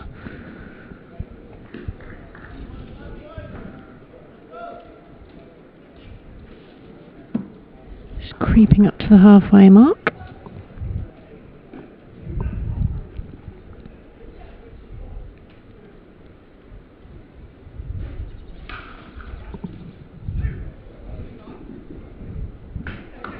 Same again, testing Ed Barnard in this over. Well run too. Good throw in from Ed Barnard as well. It's a clap from keeper Ben Cox.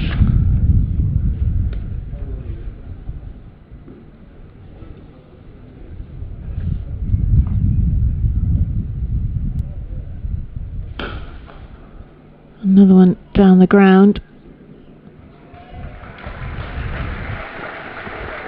Smart fielding by Pennington this time, and much applause from his teammates and the crowd in. Lucky enough to be here at New Road this evening. Halfway stage, Yorkshire Vikings 90 for 2. Yeah, that was very good work in the deep with the relay between those two. Return coming in eventually from Brett D'Oliveira was right over the stumps as well on the bounce.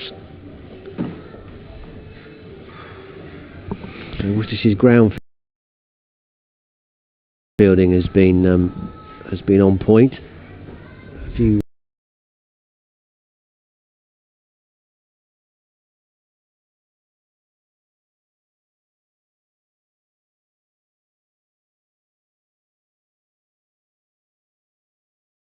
uncharacteristic errors with the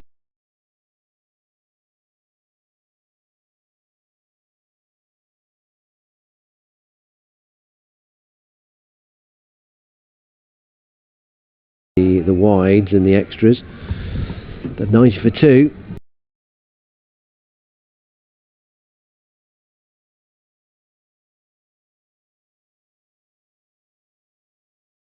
And Bairstow and Kohler-Cadmore have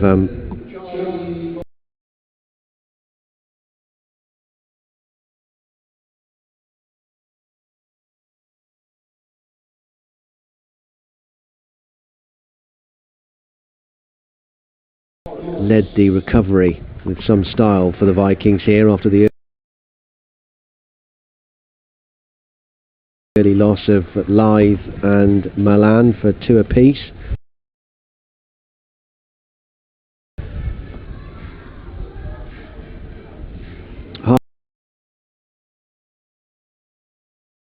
Halfway point then, 90 for 2.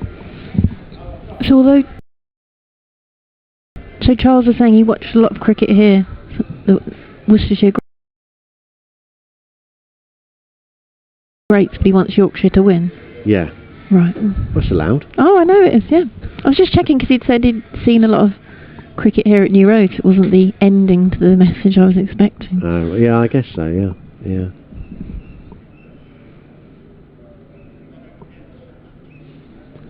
Morris then.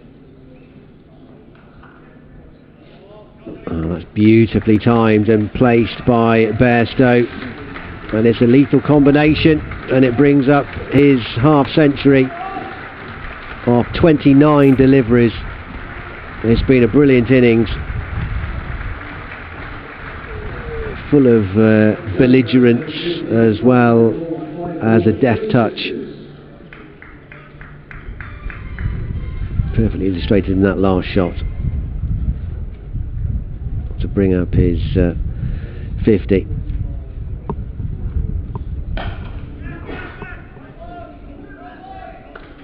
Always trying to put the opposition under pressure as well, Johnny Bairstow.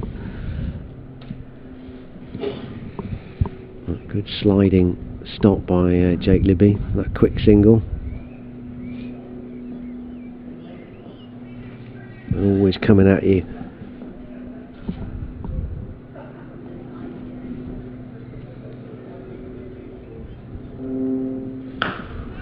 Hasn't got that. It'll drop safe. Oliveira will tidy up the work. Yeah, 5 4s and 3 6s in Johnny Bairstow's innings so far. 51 from 30. Run rate just creeping up as well, isn't it? Just over 9 now. Yeah, it's been a terrific acceleration from these two. It's in the air again. It's going to drop short. Will it bisect the two fielders? No. Good work from Vessels, and Dorcius has saved a couple of runs there. That needed a bit of communication as well, didn't it, between the two of them, so they didn't just clatter into each other. Could have ended in a bit of a messy heap, yeah. But nicely done. There's just a few teasing ones, aren't there? The one that didn't quite carry to Libby or Barnard, that one.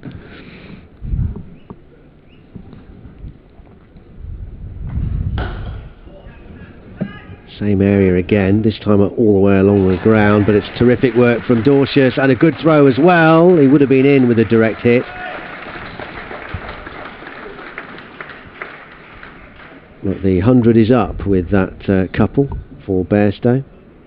55 he now has, 1 ball left of this Charlie Morris over.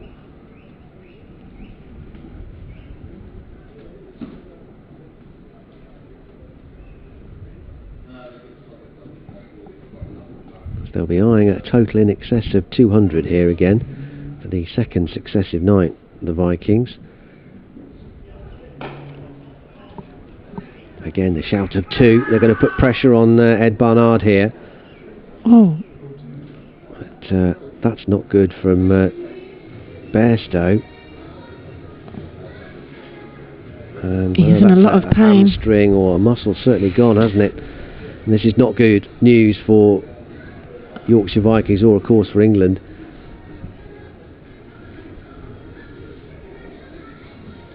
I was watching. Comes on. I was watching Barnard, so I wasn't actually looking because I heard them. They were trying to push for 2, weren't they? And then I thought the shout was in no, and then realised it was him exclaiming because he's obviously hurt. And he's holding more of his ankle.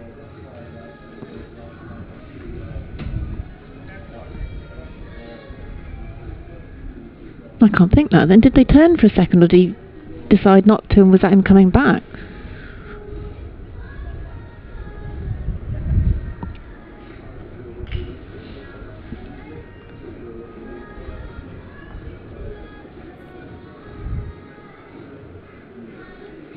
certainly something's... Yeah, it seems to be low down on that right leg, doesn't it? From the view is slightly obscured by the Yorkshire physio. Boots coming off now.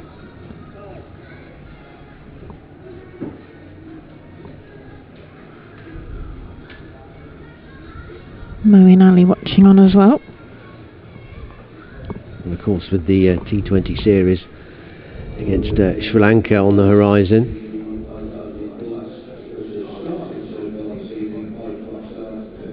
This is a worry for England as much as it is for the Vikings for the rest of this game, with Bairstow leading the charge here at 37 from 21. The 100 is just up for the Vikings, but how much more Bairstow will be able to play remains a very moot point.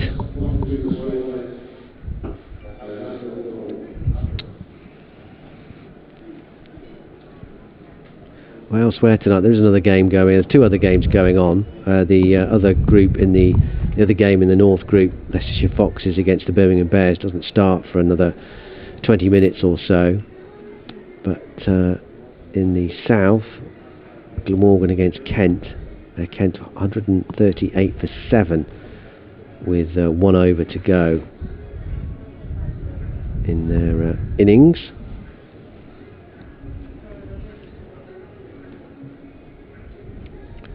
Here Yorkshire 101 for 2. Bairstow still down.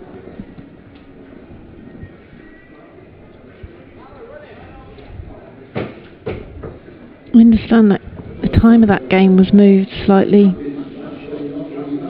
Was it a slight problem with the floodlights? Is there at Glamorgan?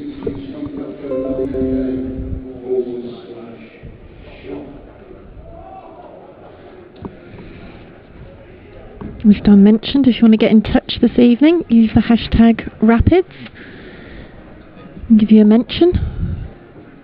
If you're watching Rapids take on Yorkshire Vikings this evening. We've also got a chat with the Worcestershire chairman Fanos Hira coming up at the interval tonight as well. Back on the season so far. On some of the challenges that he and his team have faced. Getting spectators back into the ground and all the COVID regulations. It's a real challenge and change, isn't it, for so many sporting venues, all sorts of venues really. Here at New Road you can, when you're one of the people in the crowd, you get your food and drink brought to you. To help with the social distancing. Obviously be a shame that they can't have more numbers in for the remaining T20 games. Yeah, around 700 tickets I think have been sold for tonight. Towards the 800, yeah. Yeah. And obviously they would have been hoping for more if things had changed next week. Unfortunately that will see out all the Worcestershire home T20 matches when the next stage might come.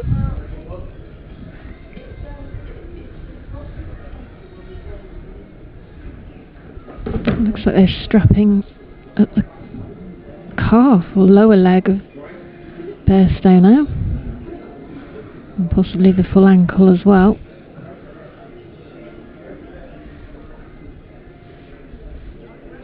I would imagine that's probably the last thing England would want, is that you play on this evening and do more damage.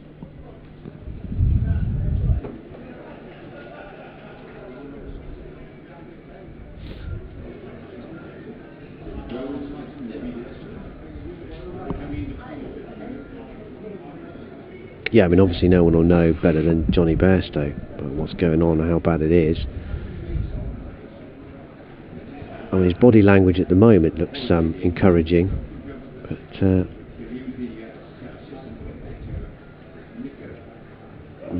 pads going back on.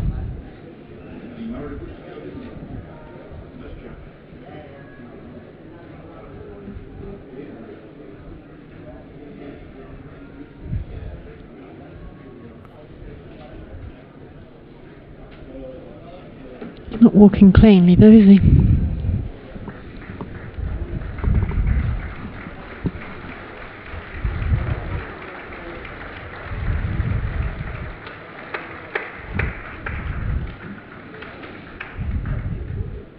It's a extra clap from David Willey, who's out on the players on the balcony of the Graham Hick Pavilion. It's not the players' balcony, is it? Because the away team have the middle level, as it were, or the lower level. Yeah, Worcestershire up in the penthouse. They're going to carry on. Adam Lyde is on as the runner. This could get complicated. The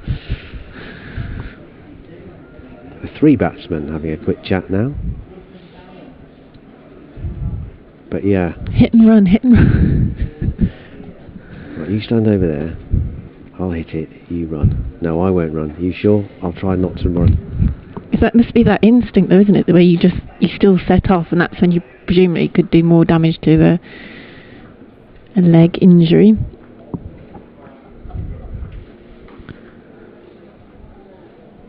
Wide from Barnard. I mean, it's good to see him carry on in as much that you think, well, maybe it's not that serious, but clearly he's in some discomfort, and you do at the back of your mind worry that of that sort of shot, for example. I mean, is he going to make it worse? I mean, that's the problem, isn't it? I mean, the bigger picture here.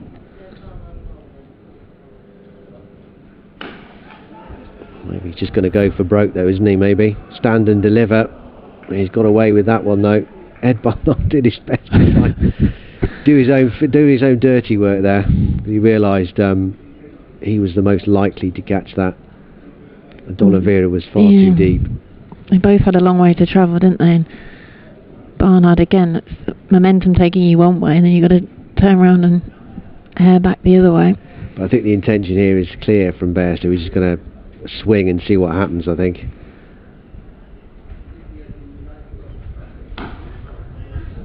Barnard can do his own fielding for that one. Well, we had the delay, didn't we, while Adam Live had to move into the right position again. Oh, it's a recipe for chaos, isn't it? Well, it always looks weird because you think, oh, they should be taking a run. Bairstow won't move, but Live will be running, and complicates it all. Hit hard by Johnny Bairstow and ends up with 4 for that as it goes straight through Pennington. Right on the edge of the circle. Got down but not well enough.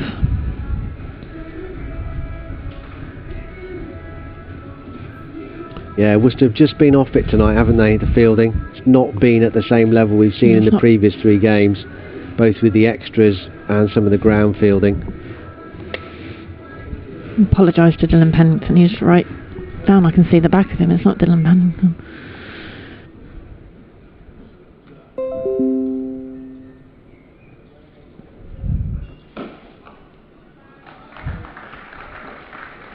That's a comeback from Barnard.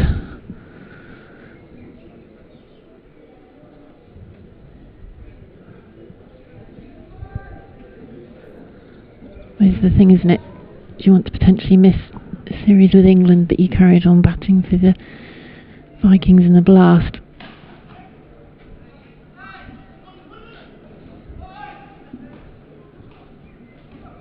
Cut away straight from Cola Cadmore. All change again now. Bairstow hobbles back to the crease. Yeah, that right ankle is the issue, isn't it? I mean, he's really struggling, isn't he? I mean, it's going to affect everything. His stability, flexibility, how close he can get. He's just going to give it a swing. He's for the reverse. Misses out, end of the over. 12 gone, 108 for 2. It's the thing that even the amount of walking he's having to do now to move round and getting out of the way when you're not on strike, he just can't be doing it any good, can he? No, I wouldn't have thought it's a good idea. But there you go. 108 for 2.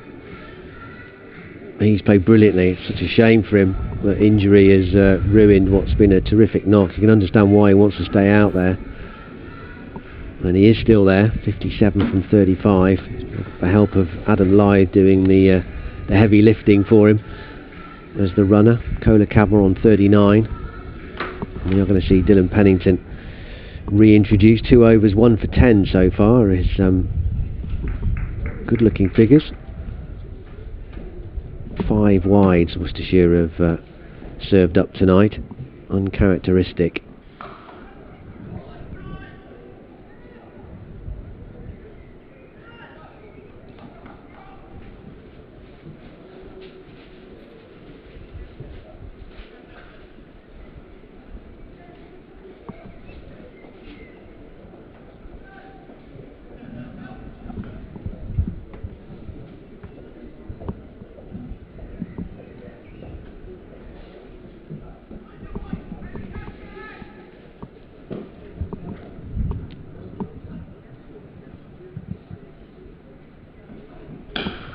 Oh, it's huge again from Bairstow. Onto the roof of the Graham Hick Pavilion and over. Well, there's nothing wrong with... There's nothing wrong with him when you pitch it there. He can still get a swing in. Out the park from Bairstow. Tremendous stuff. A 4th 6 for him. He's now into the 60s, 63 off just 36 balls. Ed Barnard went to get the box of balls. It's one of those ones that sort of kicked off the front lip of the roof, and I'm not sure I had enough energy on it to get over the back and drop down into the car park. It might still be up there, I don't know. Brilliant hit though. 115 for 2. He goes again, and that's out the ground. I think that might be a new road. Well, This is sensational stuff from Johnny Bairstow. What hitting! I didn't hear a bang, so I don't think it hit the roof above us. No, which makes me think it is on the road. I think that's out the ground. Someone's just got an awful shock driving along New Road. Well, if anyone's playing tennis in Cripplegate Park, can you throw it back, please? Yeah. A fantastic hit again. Wonderful stuff from Bairstow. Pennington's part of a 3-way chat here. The Brains Trust with him, Moeen Ali, the captain, and Ben Dorcius. Don't bowl there, I think, is the top line there. Successive maximums from Johnny Bairstow is up to 69 on one leg, pretty much. 121 for 2. Goes again. It's flat. It's just spilled by Ed Barnard, going for a Ross Whiteley. Couldn't hang on. It's a terrific effort again, though. That was almost one of the ones where do you stop a potential boundary, or can you dive for the catch? And well, you've got to go for it, haven't you? Yeah. You've got to go for it, and especially with his pedigree of catching, shall we say, in recent last years. Yeah, I mean, he's going to be disappointed. It was a really tough effort. I mean, we've seen Ross Whiteley catch 2 of those already. Well, that was tough stuff. And a brilliant shot from Cola Cabral this time. This is a destructive over for the Vikings. A tough one for Dylan Pennington. It's still not over either. I was thinking, watching the 18 coming off this over. The Vikings last night, how many balls do they bring to the match? Because they were flying out of Headingley, so I thought, well... Yeah, well, I hope they've got a full box. Yeah. They might need it if Bairstow's going to hang around for these next 7 and a bit overs.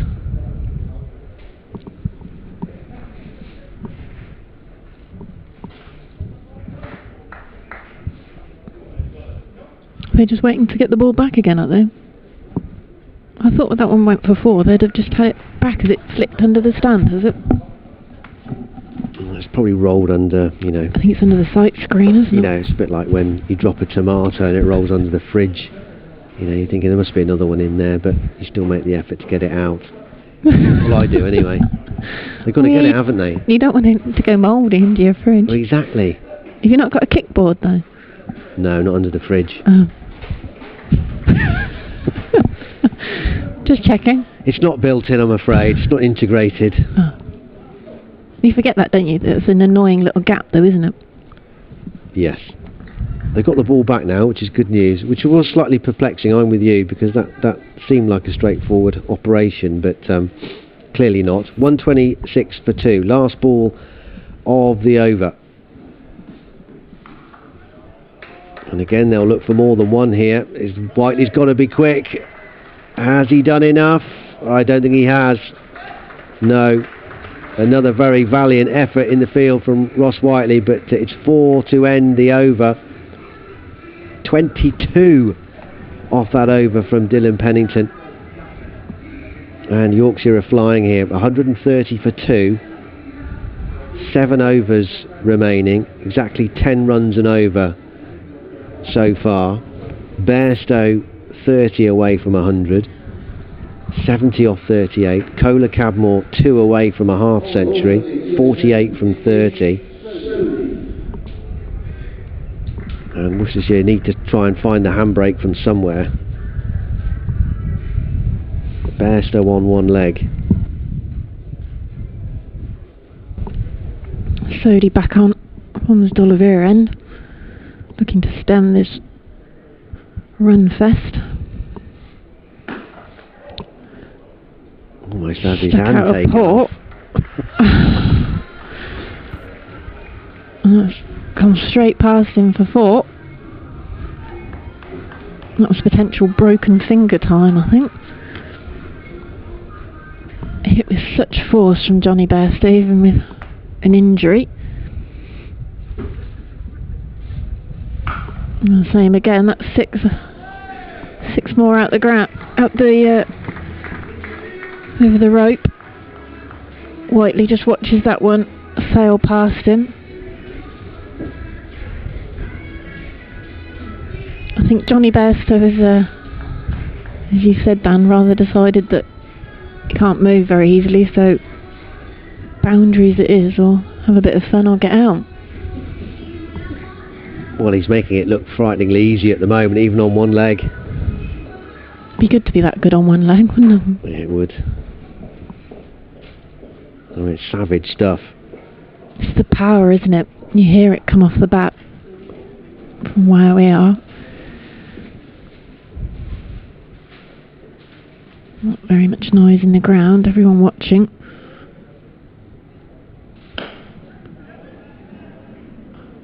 And he'll get 4 more. He just splits Whiteley and Vessels on that leg side boundary. Precision batting. Moves on to 84 from 41. Who does already have a T20 100 for Yorkshire against Durham in 2014. 102 not out. Been 6 T20 100s so far for Yorkshire. Well, another 6 to it into the stands.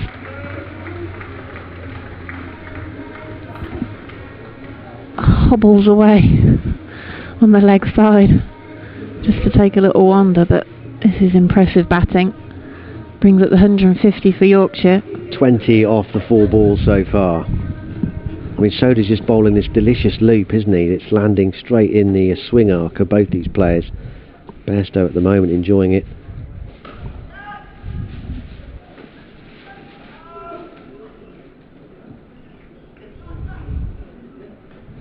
Adam Lyth and Tom Kohler Cadmore discussing the running there.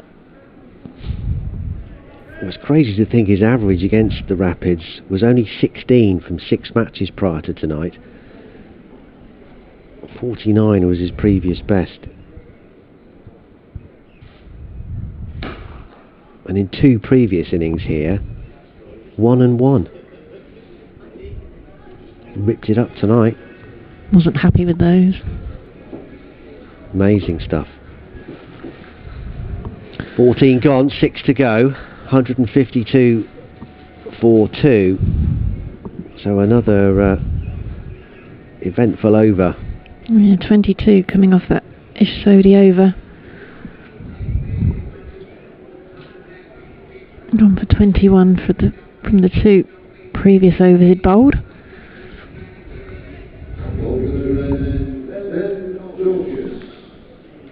Well, the Rapids have got to find somebody here to try and just put a halt to this momentum, because at the moment it's irresistible. Dorsius is the latest one to try.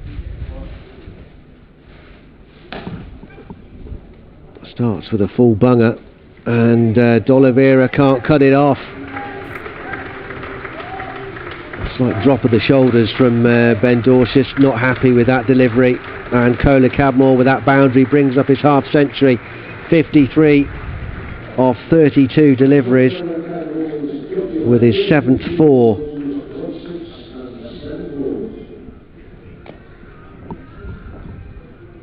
.146 these two have put on.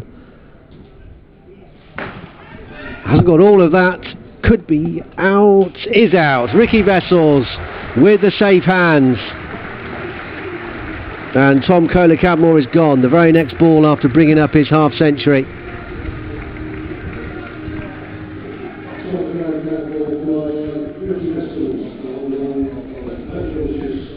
So Worcestershire at last. Dorsius the man again. And Vessels had plenty of time to think about that. Okay, it wasn't Johnny Bairstow, but Kola Cadmore is equally brutal in his own way. And just didn't quite catch it right. And safe hands. Well, I was just thinking as well that with only the 2 wickets to have fallen and that great partnership, but they could still continue to tee off, couldn't they? Because you've got Harry Brook to come and David Willey as well, who's in form last night. Well, Willey smashed it around, didn't he, last night? So still dangerous. Yeah, Harry Brook's got 41 and 48 in his last 2 matches for the Vikings. He comes out to the middle. Also got to be careful, because I don't want to shout too loudly, because Vessels is almost within touching distance here. I was going to say, to put him off. That's a bit where you go, oh, Vessels is going to take the catch. Vessels won't drop this, will he? He won't drop this. 156 for 3. The Rapids have the wicket. It's gone to Dorsius.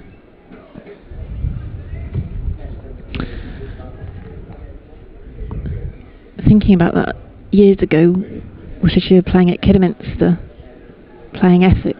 Who did you put off? Well, you can sit in the pavilion, can't you? They're right in front of the players. And I was reading an article in the newspaper, laughing about what it was saying about Nasser Hussain, and I turned around and he's sitting behind me. Oh dear. Which wasn't ideal.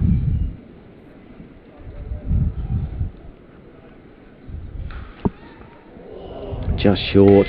It's a fearsome cut from the new man, Harry Brook. One of those really horrible ones that bounce just in front of you. Charlie Morris it is at backward point. 161 for 3.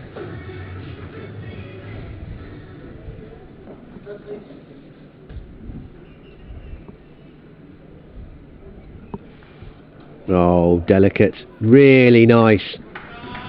Have to admire that from Brook. Just used the pace beautifully. And you can't set fields to that. That was a lovely stroke. Merest little push on the ball. And he's up to 8 off 2. He's gone 4-4. It's just 22, isn't he, Brook, as well? Well, he went bonkers last night, didn't he, against the Foxes. More runs here, but just a single out to Ed Barnard. Yeah, 48 not out off 16 balls last night. 42 of those coming in boundaries. And he's dealing in those almost exclusively before that last ball. There was one, I think, he'd gone for the ramp shot or something, wasn't it? He didn't quite get hold of it, otherwise he would have had his 50. His half century would have been up. But what he did last night is what he's doing now in these early stages. He's maintaining that momentum, which can so obviously, so easily just leak away when you lose an established player like they have with Kola Cadmore. Yes, Bairstow is still there, but it's sort of a half-fit Johnny Bairstow. As good as he still is, 8 away from 100. 5 overs to go. Yorkshire looking at a target in excess of 200 here. That's the thing, that squeeze that Worcestershire like to put on in those middle overs just hasn't been able to happen, has it, tonight, after the 2 early wickets. Barnard bowling now from the D'Oliveira end. His 3rd over tonight.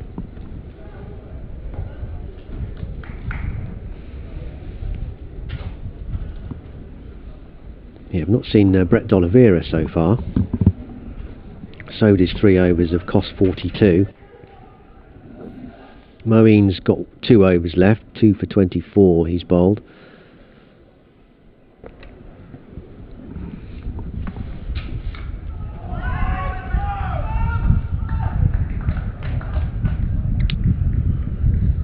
There's no getting away with that. Can't be too far from Edge going one, down onto his edge. injured ankle there, bottom edge. That would really just cap his evening off, wouldn't it?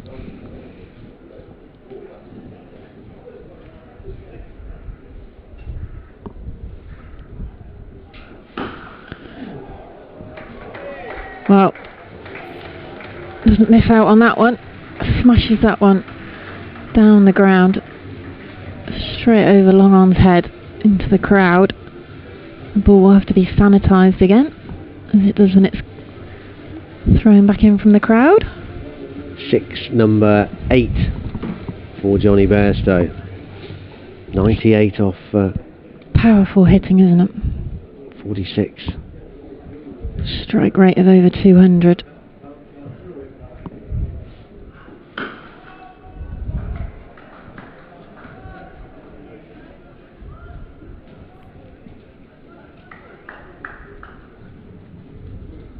One Can't time away. that one away. Moves on to 99 now. Not on strike now. Hobbles his way across to stand near the leg side square leg umpire.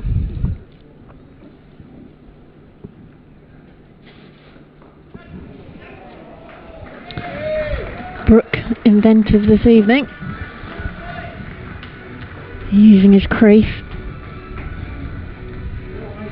with a ramp scoop type shot. Yeah. Dorshus watched it go past him. Nothing he could do about that one.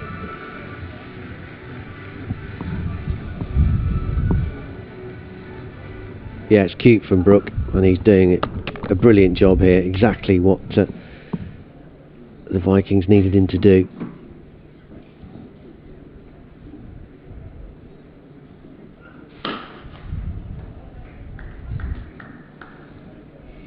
Hit powerfully down the ground. Single to finish that over from Ed Barnard. 179 for 3. Run rate of over 11 now. 13 off that one from Ed Barnard. To be fair, everybody's taken a fair bit of tap this evening. The Worcestershire Rapids bowlers not going to have very pleasant economy figures this evening.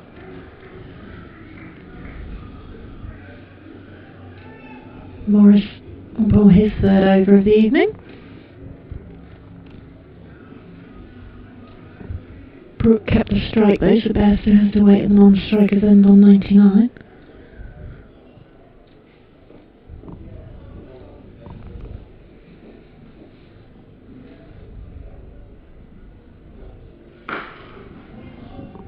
Should just be a single. Vessels is across quickly, as well as Brooke hit that.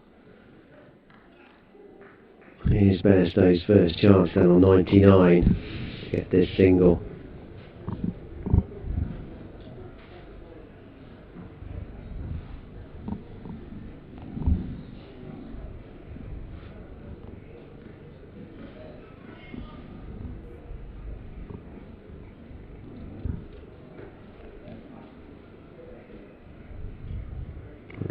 For 3. Bairstow 99. And there it is. Tremendous work from Johnny Bairstow. What an innings, especially when you consider a lot of that has come with him on one leg with that ankle injury picked up. He's delighted, and you can understand why. Fabulous stuff from Johnny Bairstow. 100 off 48 deliveries with 7 fours and 8 sixes. It's his second T20 100 for Yorkshire and the third of his T20 career, and what a brilliant innings it's been. Some savage hitting, and he's propelling Yorkshire to a very competitive total here. Fabulous stuff. This is just going to drop short of Vessels from Brooke.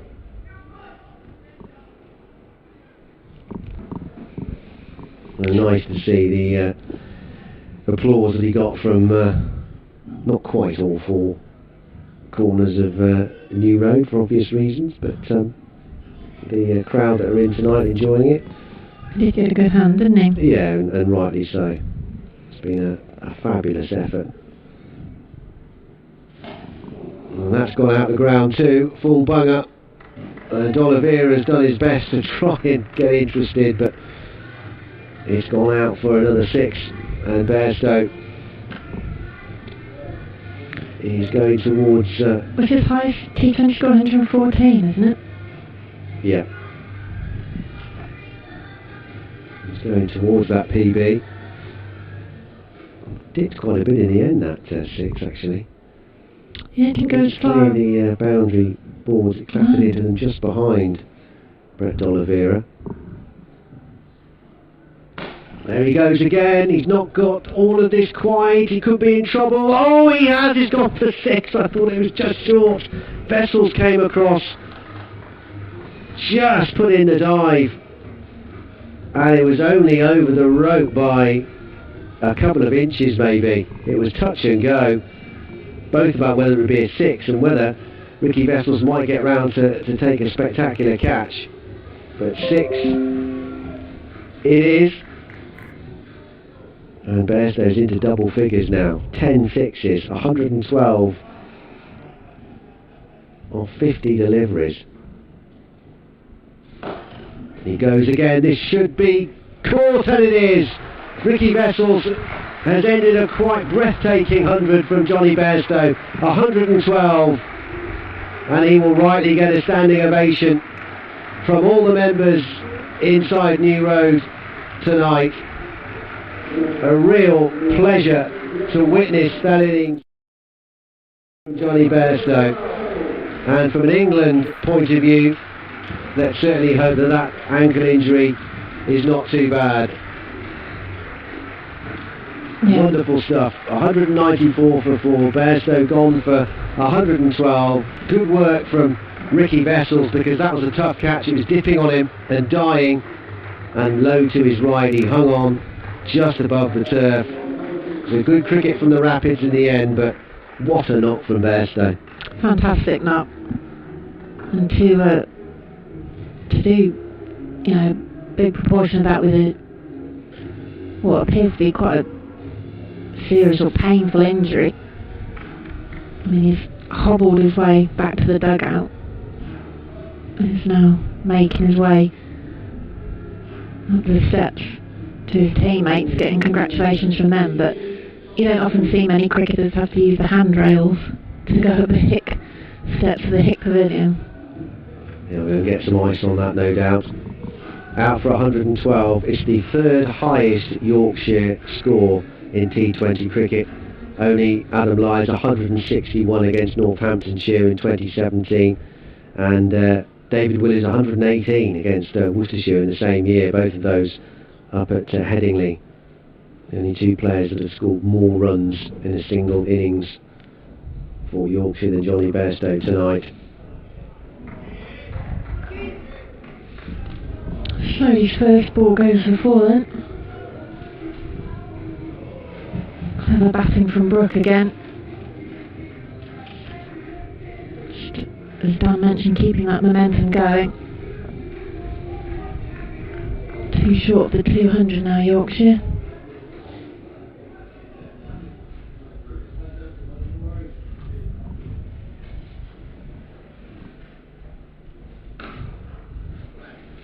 Well, if they carry on this way, they're going to get something close to what they got last night.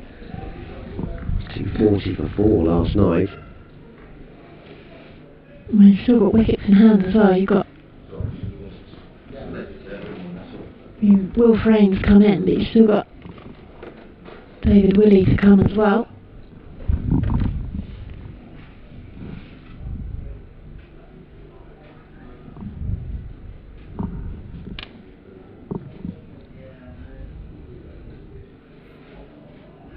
Frame goes for the reverse this time.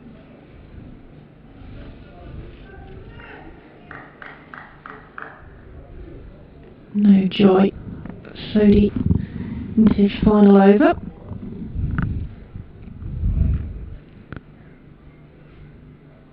Trying to curb this boundary fest, but Liddy can't do anything to cut that one off either. 4 more to the Yorkshire total. Yeah, it's too well placed and too well timed from Frayne for Libby to do anything about it. He's the man for the job, Will Frayne, to come in and get late runs with some hitting. 19 from 8 balls to see off the Birmingham Bears earlier in the competition.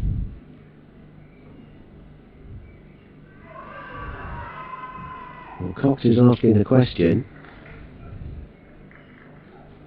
I seem fairly convinced. I know you always will try that one.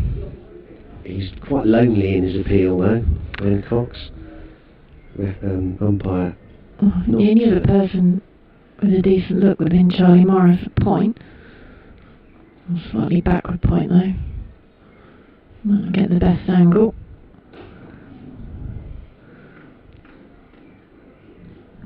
Smart fielding from Libby to keep them to 2. It was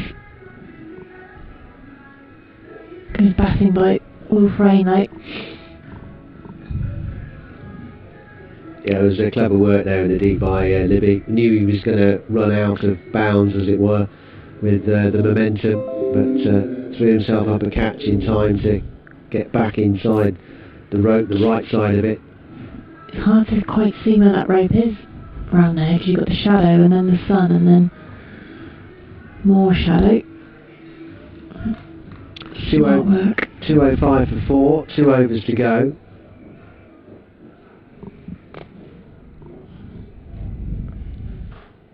Dorsh's 2 for 27.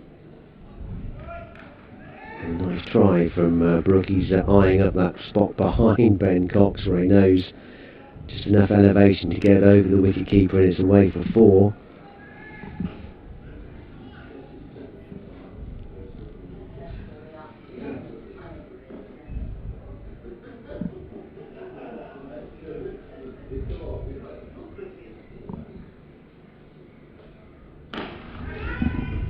Could be in trouble. Is in trouble. He's out. Safe hands again from Ricky Vessels, his second catch of the evening.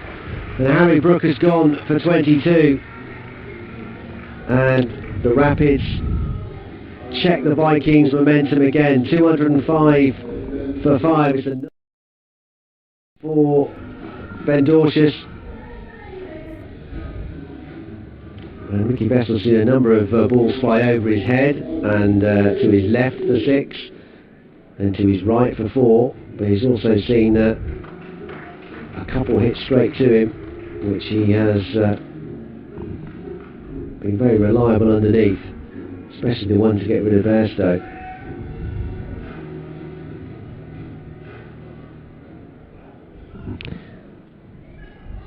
Dorshus picks up his second wicket.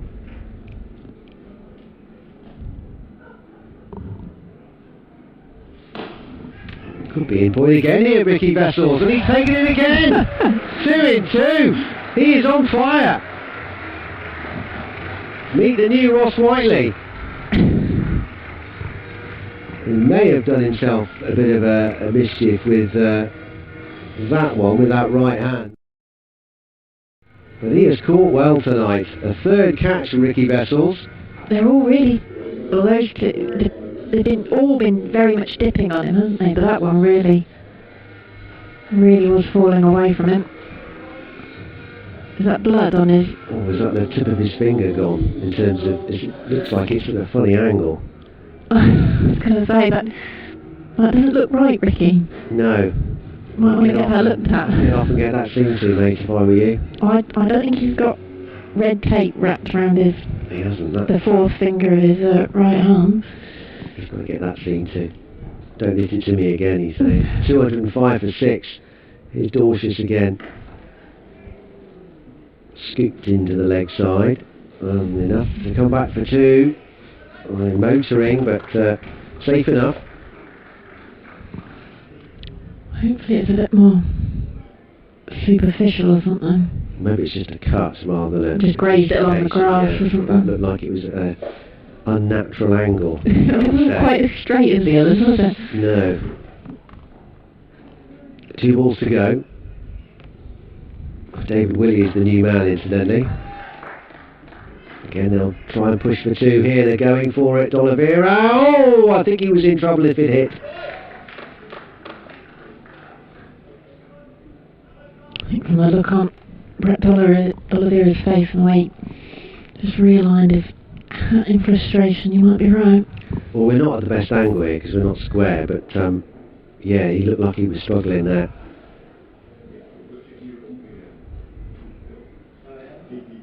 Don Bess, the non-striker's end. Last ball. He has very well fielded on his follow through from Ben Dorsius. Michael Jordan would have been proud of that leap. That was a great leap, wasn't it? Very good indeed. So the end of Ben Dorsius tonight. 4 overs, 4 for 31. Terrific stuff from him. Career best figures for Worcestershire, or personal best figures for Worcestershire.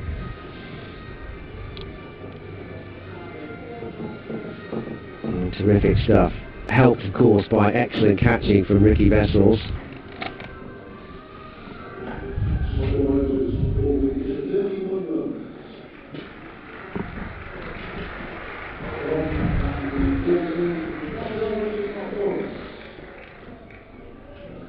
Not quite career best figures. 4 for not many at all, isn't it? 4 for 13, is it? Yes, 4 for 13. That's good off the top of my head, wasn't it? Very good. Best figures for Worcestershire. He's getting better and better. Ben Dorsius. Sodi's 4 overs out for 53. No wickets for him this evening.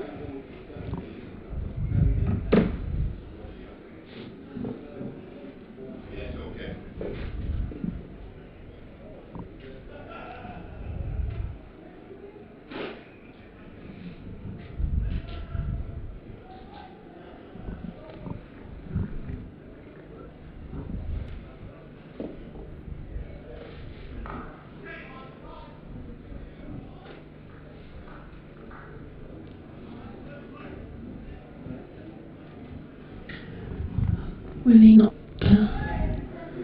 timing that one. Morris finishing off this innings, bowling the final over. 1 for 41 for Charlie Morris. In his toughest night so far.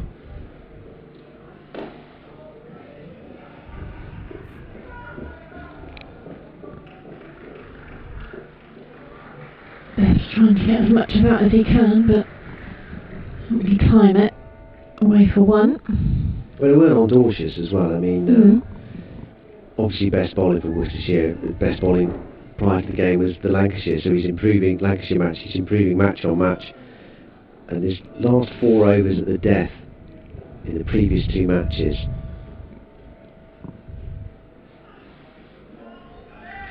went for just 27 runs. So his last 2 against Northants and his last 2 against Lancashire. So it just shows you that he is improving, especially in the pinch points in the game. Now, how valuable good death bowlers are. It's interesting to see the difference in the figures that way. This has gone very high. Who wants it? Oh, it's dropped. Dropped by Vessels this time. Moves position.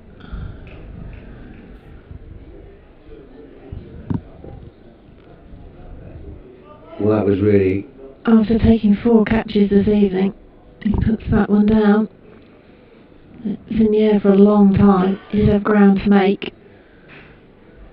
He's disappointed.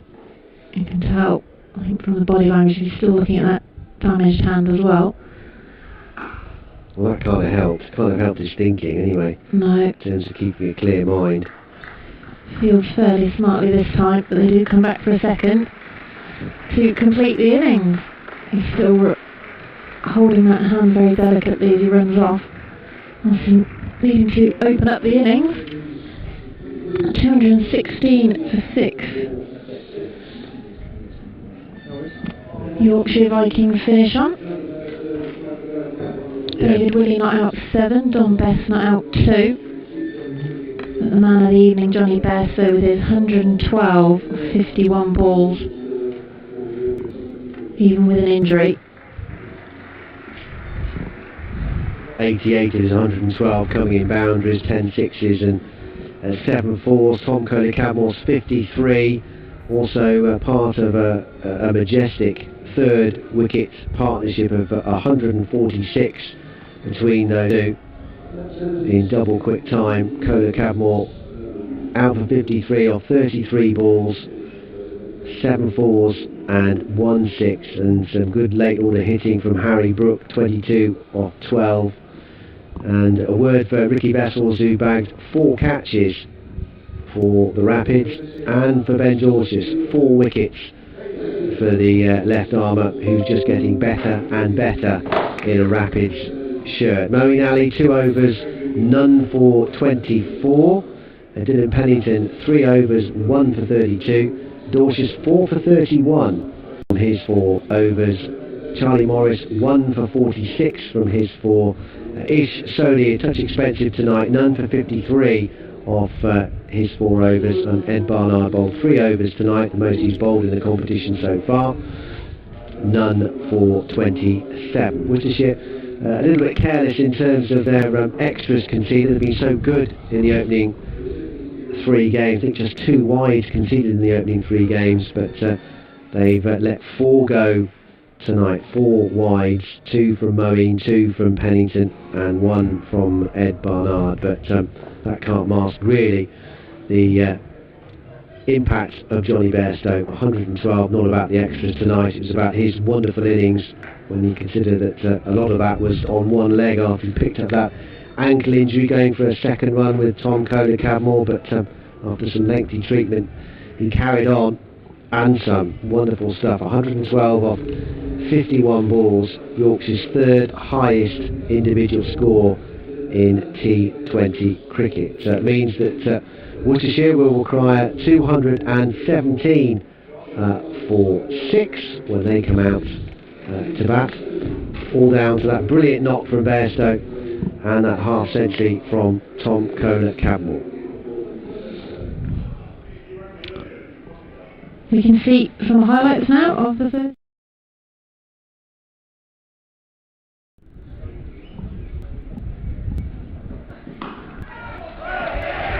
Well held, well held. It looked like it was going to pop out. But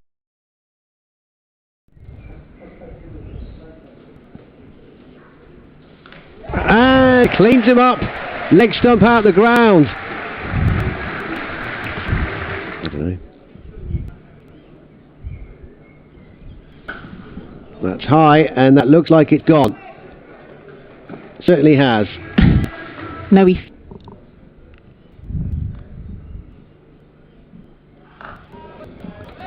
That one's away for 6, so Kohler-Cadmore does get hold of it this time. Morris then. Oh, it's beautifully timed and placed by Bairstow. And it's it's huge again from Bairstow. Onto the roof of the Graham Pavilion and over. 115 for 2. He goes again, and that's out the ground. I think that might be a new road.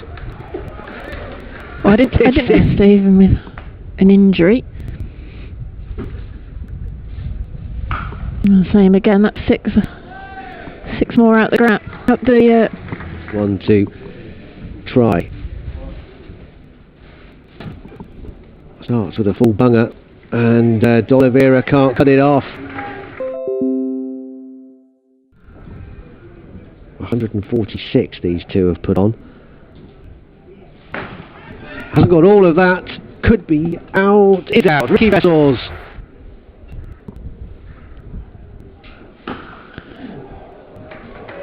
Well, doesn't miss out on that one. Smashes that one. 80 for 3. Bairstow 99. There it is. Tremendous work from Johnny Bairstow. What an innings, especially with the effort. And that's gone out the ground too. Full bunger. D'Oliveira has done his best to try and get interested, but he's at D'Oliveira. There he goes again. He's not got all of this quite. He could be in trouble. Oh, he has. He's gone for 6. I thought it was just short. Of 50 deliveries. He goes again. This should be caught, and it is. Ricky Vessels has ended a quite breathtaking 100.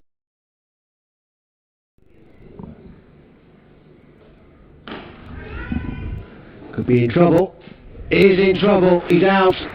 Safe hands again from Ricky Vessels. His second catch of the.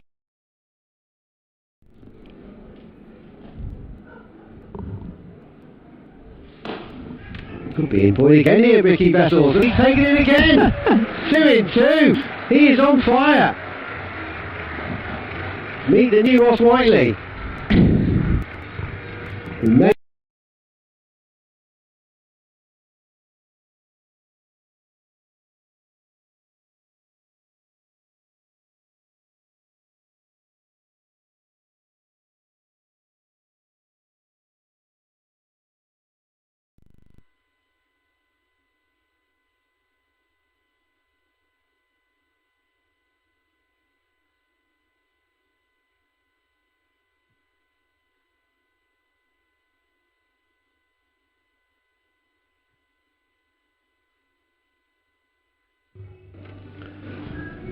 So the Rapids will need 217 to win the game after Yorkshire posting that 216 for 6. Johnny Bairstow with a magnificent 112.53 from Tom Kohler-Cabmore.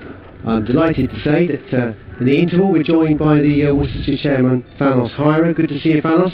Hi Dan, how are you? I'm alright, thank you. Evening. Enjoy that?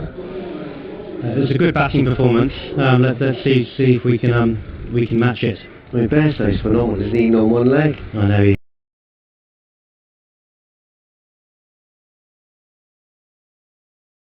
big as well, I think. This is going to be difficult for Glamorgan, I think. So that's the halfway stage of the Kent are doing what Glamorgan did so well, and they just keep plugging away and taking wickets. 68. Yeah, the halfway stage came with 68 for 3. They just had that big over off Salter. Glamorgan's 59 for 4.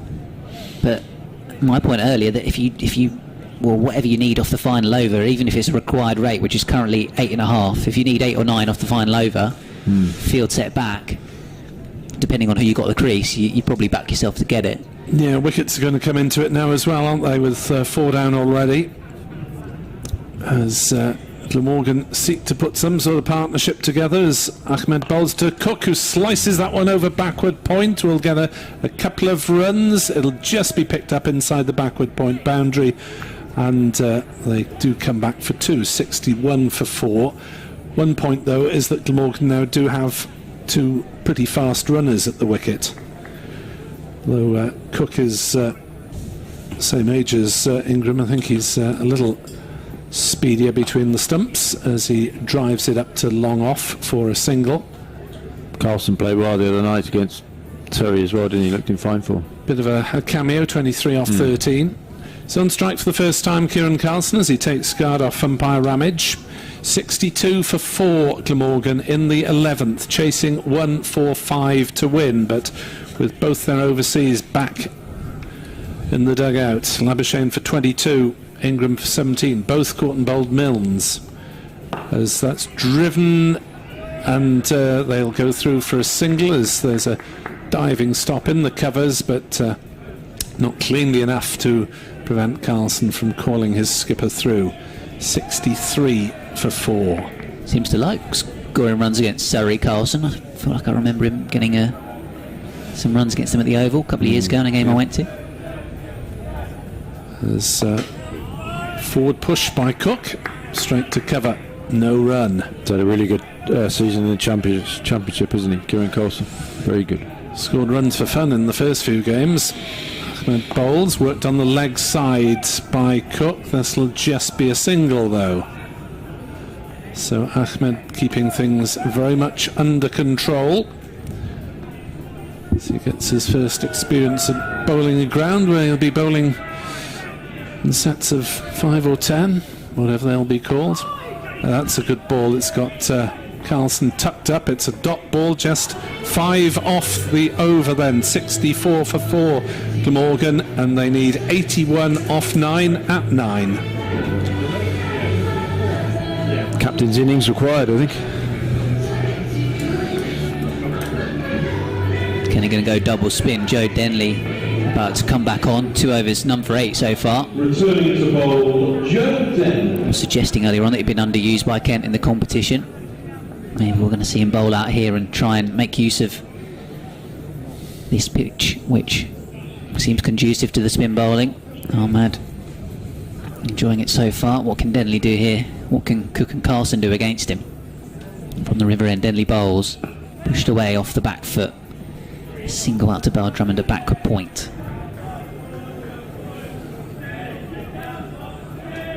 Carlson 1, Cook 13. Kieran Carlson taking guard. Ready to face Denley, who bowls. Edges gone, caught behind. Finger goes up, Carlson on his way, trying to chase one from Joe Denley. If Marnus Labuschagne is a golden arm, so is Joe Denley. He seems to get key wickets for Kent. Coming on bowling his leg spin at periods of the game, and he's done it again. Caught behind by Billings. Carlson goes. Glamorgan in a sticky situation. 65 for 5. Yeah, difficult for me to see exactly what happened there because the keeper was in the way. I mean, it looked like a length ball from Denley. I can't tell whether it turned or not, whether it was inside or outside edge, to be honest. Might have been inside edge, I think. I mean, that was my initial instinct, that it might have been an inside edge, but I'm at the back of the box and can't see because of the wicketkeeper. Looked like there was a bit of width there, so it was legitimate for him to try and play the played stroke. outside it, or I'm not sure. So I'm sorry, I can't enlighten you too much. Oh well, Dan Douthwaite will not die wondering, as they say. He's in at number 7. Salter, Wheel, Sisodia and Smith to come. Crowd enjoying themselves, certain members at least. As Denley prepares to bowl to Douthwaite then. Kent managing to get 144 on the board. Looks a long way off at the moment, that, for Glamorgan, I'm afraid. Douthwaite ready then, Joe Denley, and he comes and bowls. Driven straight back to him, dot ball. 1 for 9 so far, Denley, from 2.5 overs. Sun just dipping away behind some cloud. Goal flying past our commentary position. Douthwaite going into the offside, straight to the diving fielder of Fred Clarkson at short cover. So we get a couple of dot balls. Start with Douthwaite now. Drive straight back to Denley again. Another dot ball. Pressure building and Denley keeping it very tight. Excellent over this from Kent's perspective. Well, Drummond is just going to switch to move out towards backward of point. Douthwaite tapping his bat. Flicks his way into square leg and will settle for 1. So just 2 runs coming off the over from Joe Denley. A wicket of Kieran Carlson. His figures 3 overs, 1 for 10. Glamorgan 66 for 5 after 12.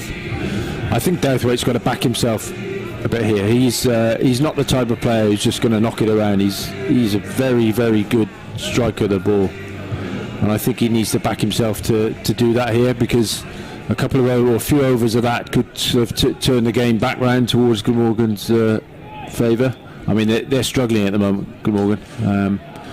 So I think, you know, I think Douthwaite's got to take the ball by the horns and go for a little bit. Well, he's got his captain at the other end to give him advice or orders or suggestions. 79 needed off 8 now for Glamorgan as Douthwaite pushes forward to Ahmed and plays the ball back to the bowler. It's not the biggest of boundaries on the grandstand side, away to our right, even if it might be hitting against the spin, as Douthwaite drives straight to cover and he's gone.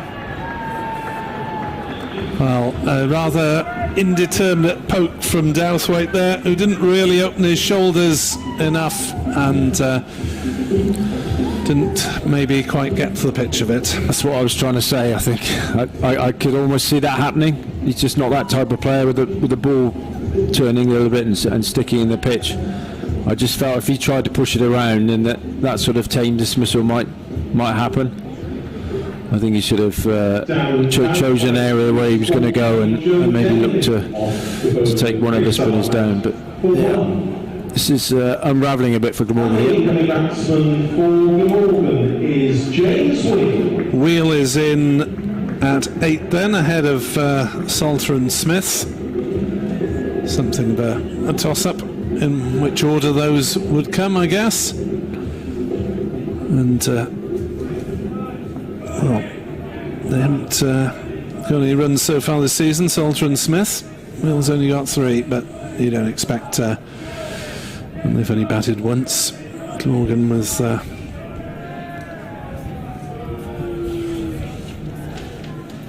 a collapse down in Surrey. A couple of cheap wickets. Now, Wheel is having a prod. You've got to play on that pitch. It's a left-hander. Slip in. Floodlight pylon providing additional distraction, with the shadow now over the wicket at one end as Shaikh Ahmed bowls, and push and run from Wheel, and the shy at the stumps by Billings, and Wheel is safely home. I think the ball hit him on the glove as he reached the non-striker's end anyway. 67 for 6, still 78 to win, and just 4 wickets left for Glamorgan. So Chris Cook really has got to score the majority of these, who would have thought. Yeah, I was just about to say that's going to be interesting to see how he plays this. A lot of responsibility on him. He's on 13 as he pushes a single on the offside. At some point, Glamorgan have got to try and target one of these Kent bowlers, and they're all bowling well at the moment. 68 for 6, 77 to win, just 7 overs left after this. Ahmed in to bowl to Wheel, who drives into the offside on the bounce to cover. No run.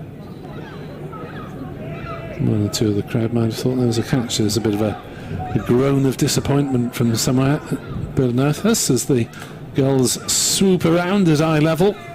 68 for 6, 77 required off 7 after this.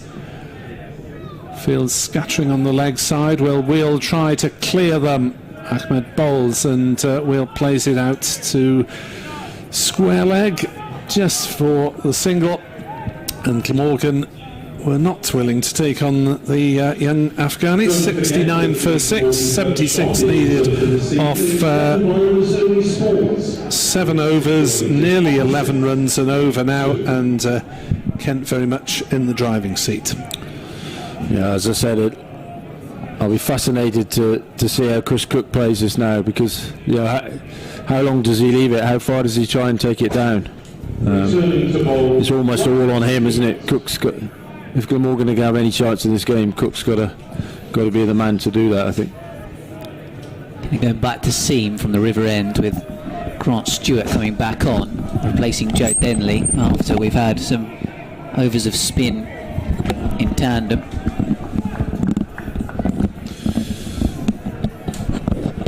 Just trying to restore some visuals in the corner of our box. As Grant Stewart is in and bowling. Left-handed wheel turns his way on the onside, unable to get a single. It's a dot ball as the bowler runs through and picks up. Trouble is in T20, even if you're looking to regroup, you've still got to score, haven't you? Yeah, as you were saying, 11 runs, the required rate. Stewart flipped away. Could be 4 runs. It will be. Wheel managing to get it away behind square over the top of the short fine leg fielder. That just gets the crowd up for a moment. Lifts the Sophia Gardens faithful. Yeah, good shot. I mean, poor ball, but he put it away nicely with a fine leg up. He got his line wrong there, Grant Stewart. Yeah. 73 then for 6 here on BBC Radio Wales, BBC Radio Kent DAB. Ben Watts, Nick Webb, former Glamorgan batsman Steve James, your commentary team. They're going to take a look at the ball, or is this just the regular sanitising of it when a spectator has touched it, perhaps?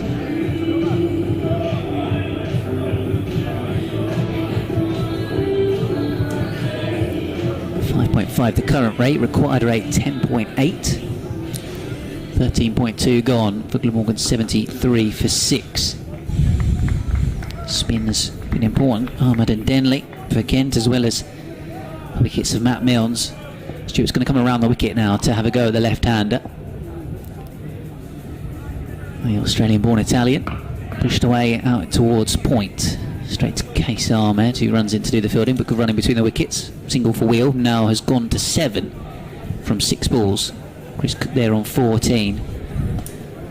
Will know that he needs to be the man there at the end, really, if Glamorgan want to try and get over the line.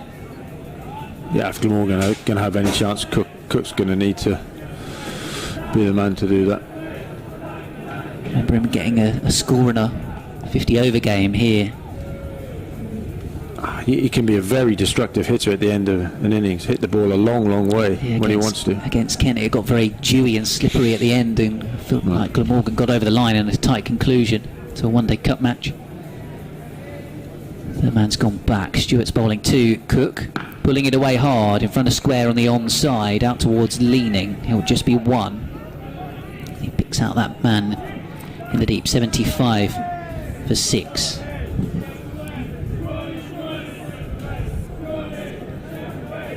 Bit more of Crawley. Crawley give us a wave from the grandstand viewers. So Crawley is out on that boundary in front of a couple of groups of lads watching on.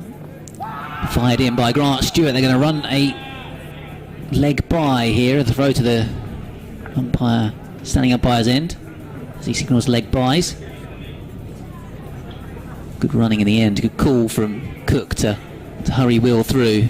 Wheel actually hesitated, but Cook was the man that made the call. Ben, how many championship games have Kent got before the next test? 2? Not many. Not many. I think there are only 2 rounds, aren't there, Yeah. Steve? I believe. Here comes Stewart bowling. Full delivery, clipped away up towards wide mid-on.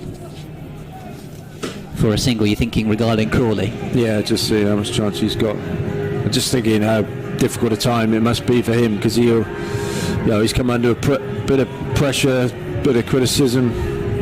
He'll want to put that right, and he'll want to put that to bed, won't he? Yeah. Away to Lancashire and then home to Sussex at Beckenham in the first half of July. I mean, the slight problem with Zach Crawley is that he hasn't scored massively heavily in county cricket, full stop, is he? I mean, his average is what, early 30s.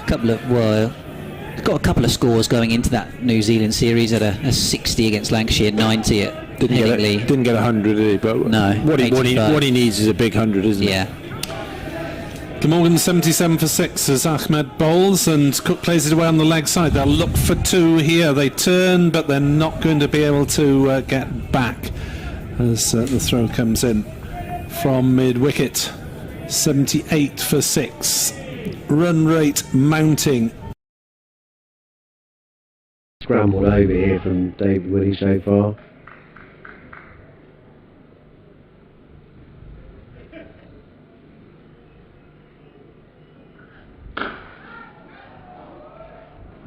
Oh, good fielding there.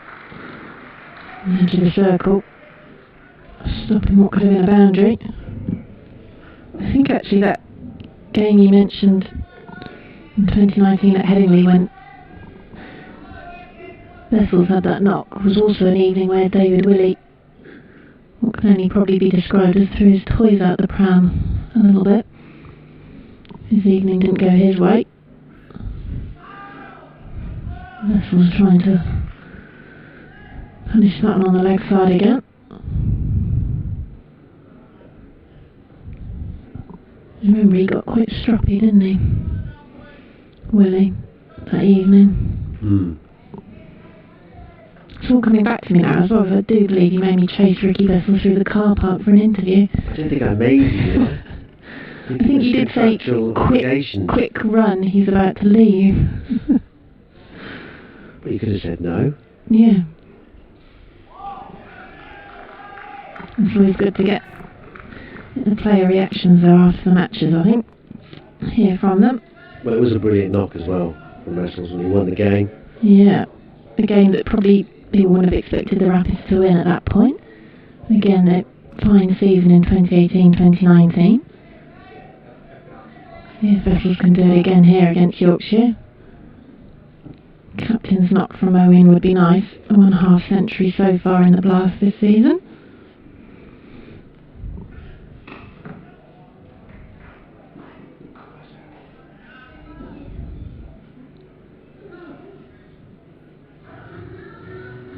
David Willey's second over does come to an end. 29 now for one. The Rapids. 13 from that over from David Willey. Free hit not helping that count. Fisher is returning.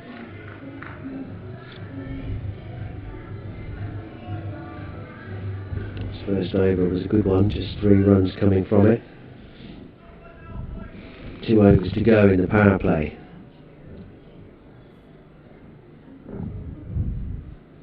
$29 for 1. This is top edge, but I think he might just be safe. No, it's dropped in. He is safe in the end.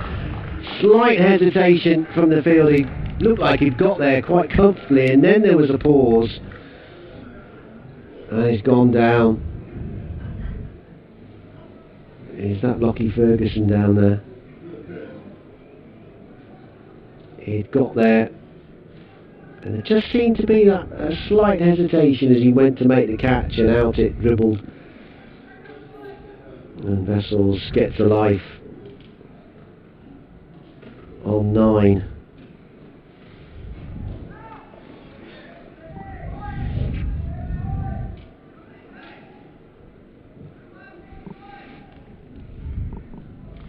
It's not quite timed the ball. In fact, even Moeen's 4s have not come out in the middle of the bat, and Bessels certainly haven't. He's trying to go big. He's got that finger injury on his bottom hand, so that might be restricting him a little bit.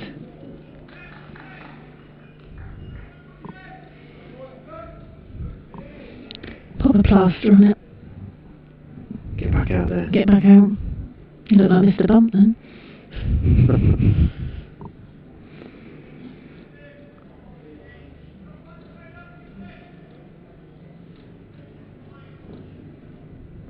All the clouds clear, doesn't it? So you got the white ball coming out of a blue sky now at least. Quite cloudy at the start, wasn't it? Yeah, it's the best part of the day so far, the evening certainly since the game started.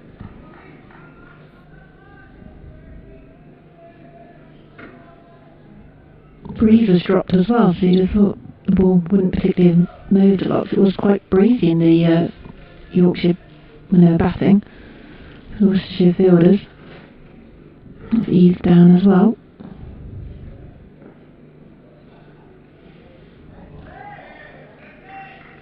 Again, not quite getting the timing right. Bessels threw it a bit early. Good bowling this from Fisher.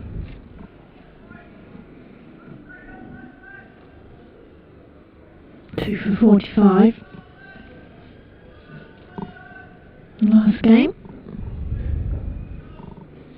He's been taking wickets in the second 11 for Yorkshire in T20 cricket. He's conceded a boundary here. That's calmly dabbed away by Ricky Vessels. So he ends the over with a 4. He's going along at 100%, 14 from 14, 35 for 1. 2 overs for 9.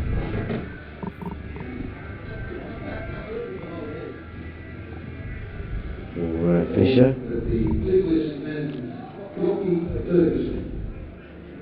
And 1 over of the power play remaining. Lockie Ferguson, he dropped that catch in the last over, is coming in. Moeen Ali's changed his bat as well. About 5 bats or so came up.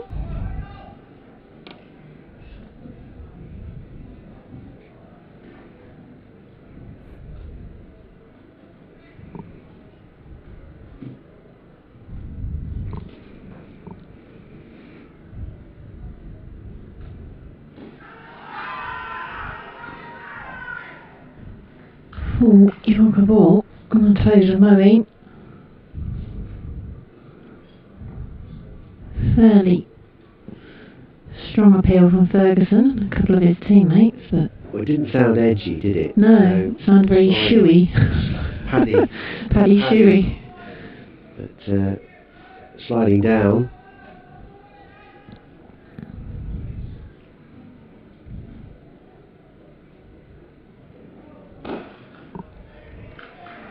And again, from Ferguson, Moeen can't do much with that one.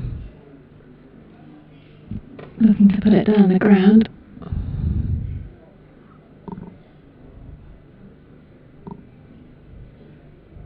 Yeah, when he gets it in there, fires it full and fast. It's so hard to get away.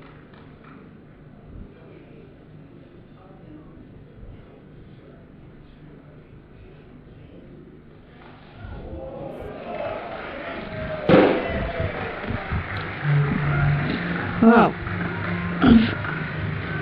Right off the top edge of Moeen. 6 rather fortunate runs. Well, I thought you were in chance of the catch there, to be honest. I know, I was just going to lean over.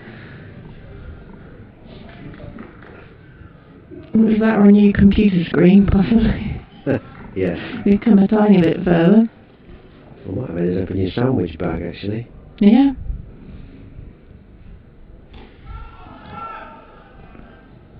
Lucky again from Moeen. Yeah, top edge. That 6.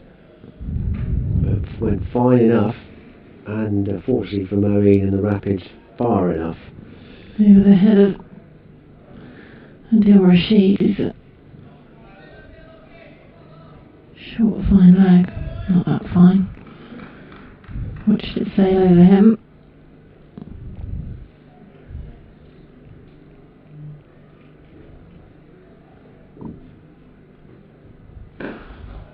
This one, a beautiful shot by Moeen.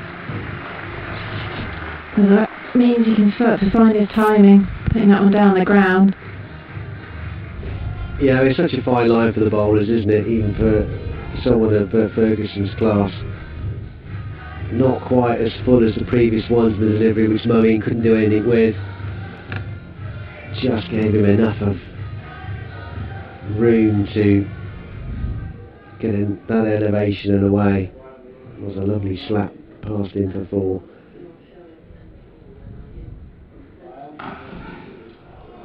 The stop dropped again. Well. Another life for the Worcestershire Rapids. Well, the Vikings are not helping themselves here. Adam Live, I think, dropping that one. That was a bad drop. Again, he just thought he had it a couple of times this evening. Ball's bobbling out, end of the power play, 45 for 1. The Rapids, a second best power play in terms of runs. losing just the one wicket. So Moeen dropped on 25, Bessels dropped on 9.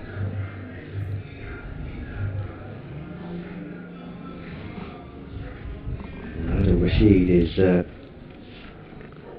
coming in, hoping to restore order here for the Vikings. 45 for 1. Bessels 14 from 14 on strike.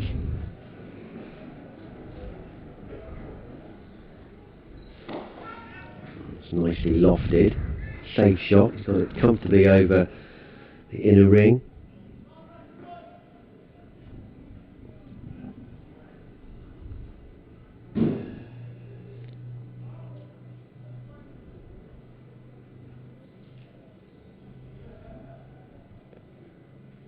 Moeen 26 from 21.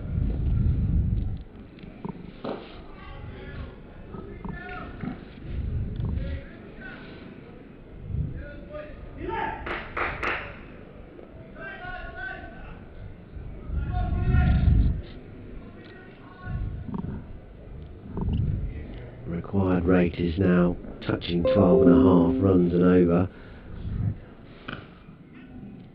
But might be good enough for 4. It is. Good timing and good placement from Ricky Bessels. Don Bess can't get across in time. Just a touch short from Adil Rashid, and Bessels onto it in an instant, thrashing it to the fence. The 50 is up for the Rapids. More runs here, just a single though. Just to apologise if anyone heard any bad language from Adam Lyles. He came to take his fielding position down in front of us after dropping the catch, dropping Moeen Ali. Swatted away beautifully by Moeen, into the gap, away for 4. And he looks in the mood just as Johnny Bairstow was for Yorkshire. 31 from 23 now for the Rapids captain. 11 runs off the over so far, still 1 ball to go.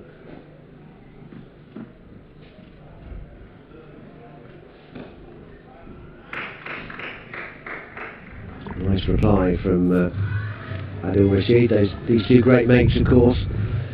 Adil Rashid and Moeen Ali. 56 for 1. Moeen 31 from 24 versus 20 from 17. 217 is the target.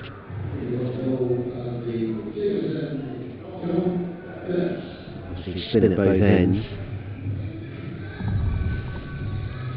Here now, going along at 8 runs and over, so they still need to accelerate here.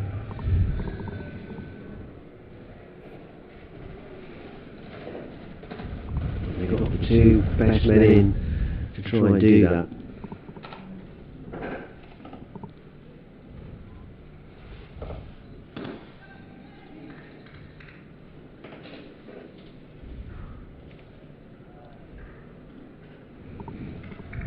Isn't that rotating the strike, taking the singles, running the 2s as well as getting those boundaries wherever he can.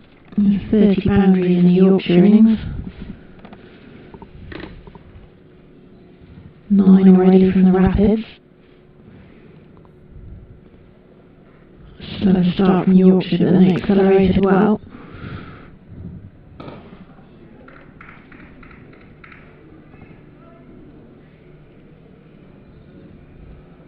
Singles to start this first over from Don Bess.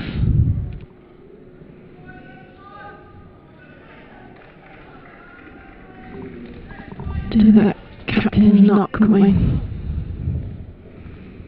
Half century for Moeen. Northants.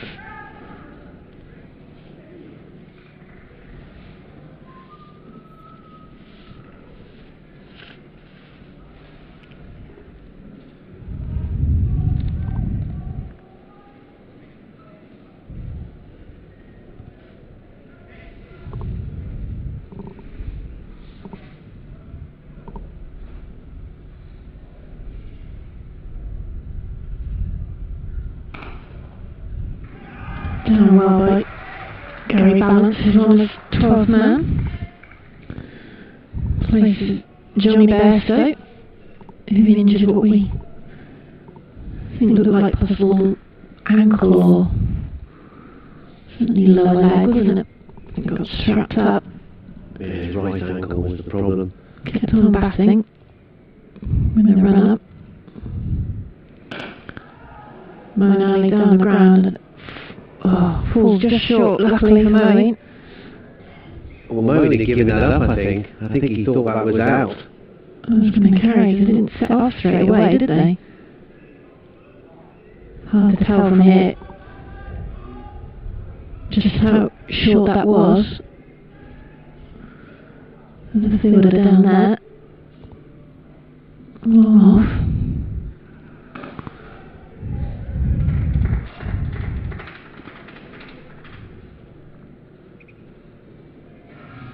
Best finishes his first over, 61 for 1 then, the Rapids, after 8. 5 coming from it, so tidy over from Don Beth. 60 this partnership is now worth between these two. Yorkshire's total built around the fulcrum of the 146 between Cole Cadmore and Johnny Bairstow. 156 more runs needed, 13 and over the required rate now by Vessels. Won't get a boundary, but just a run in fact. Best round to complete the work, get rid of it quickly.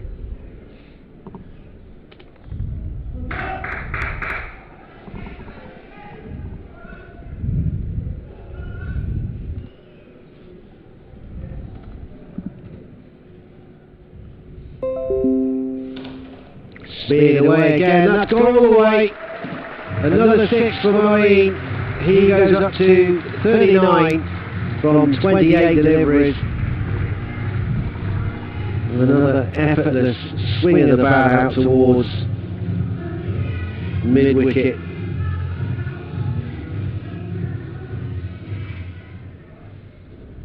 .68 for 1. Some information passed there from Cole Cadmore to Vikings T20 captain David Willey.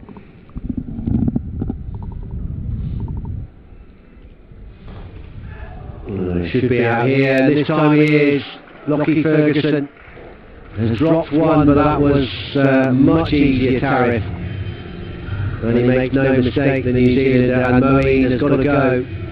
Huge breakthrough for the Vikings. Worcestershire captain has gone for 39. The next delivery after hitting a 6. 68 for 2, so the partnership were 67. Ross Whiteley is the new man, and he has some spectacular history with Yorkshire. One of those 6 sixes back in 2017 in Headingley. Innings of 65 off 26 balls. 8 sixes and 2 fours.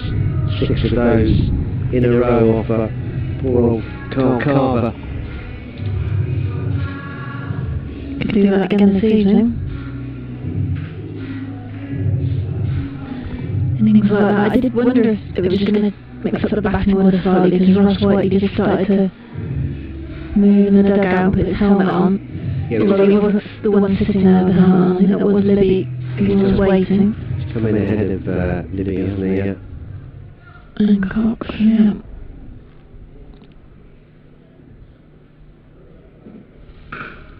And you can understand the thinking. It's powerfully punched away. Oh, terrific work from Best. Done really well. Knew exactly where the rope was and sorted out his arms and his feet. And in exactly the right order. And that's very good work. 70 for 2.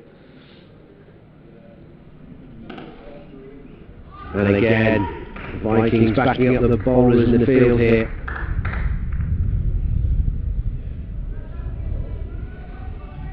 And a couple of bits of great fielding. I think Doncaster even got a little bit of applause from the Worcestershire Rapids, a couple of players in the dugout. David Willey with that terrific stop as well at mid-wicket. We're going to run here either Yorkshire turning the screw a little. Good over from Adil Rashid. 9 overs gone now. 70 for 2.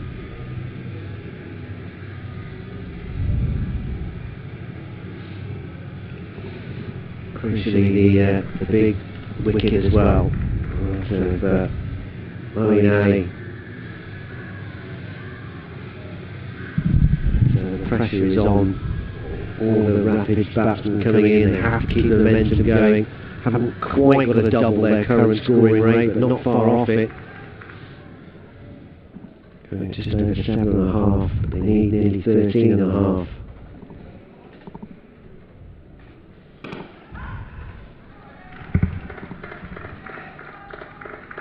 Good fielding by the Yorkshire Vikings, best getting down to do their own fielding. Milan enjoyed that. It's getting a little bit noisier in the field, the Vikings.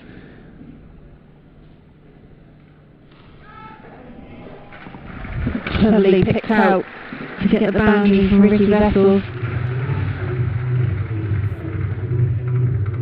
Yeah, lovely from Vessels. I didn't try and hit it too hard. They switch hit. Immaculately timed. Picked the spot perfectly. It's clever batting.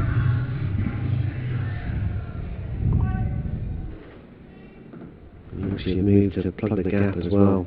Gary Balance has gone into backward point.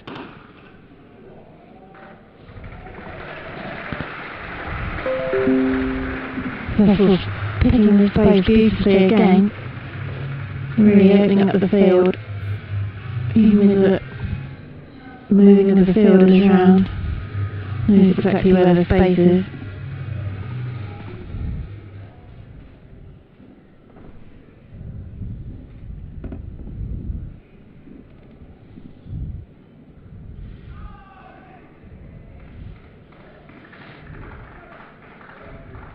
Can't do it again. Leg bite. Approaching the halfway mark, 79 for 2. Another 138 to win needed.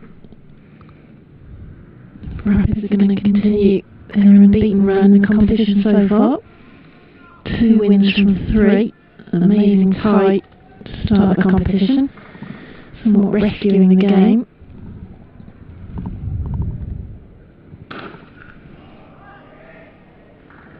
Whiteley this time picking out of the space and just making it teasingly close to the Yorkshire fielder.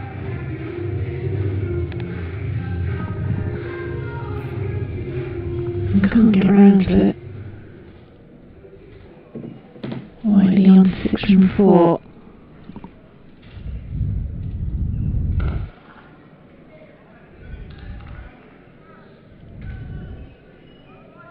Dot ball to finish Bessers over at halfway stage, 83 for 2. Yorkshire by comparison with 90 for 2. It's not far off. Not far off, just with 7 runs different.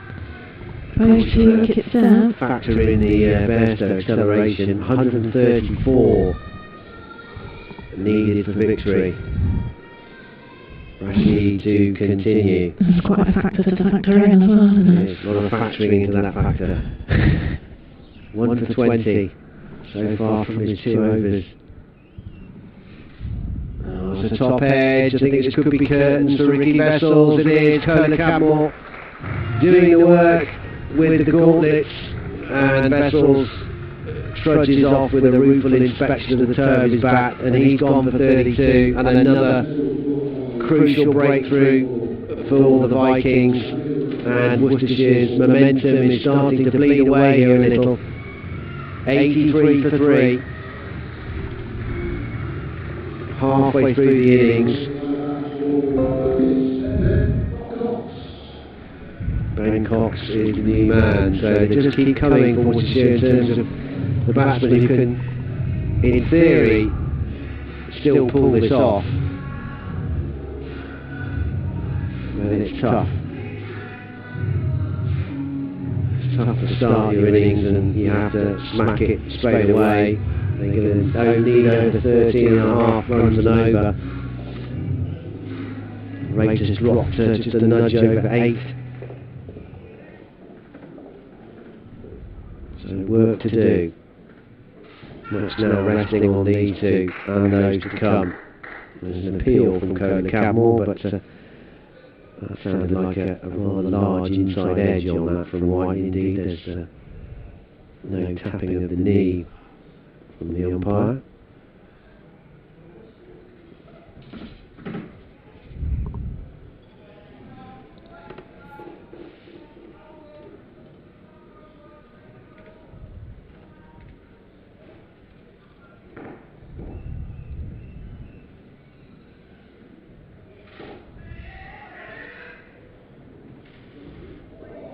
Good running from White and from Cox, and he takes the throw from Cola Cadmore straight on the back.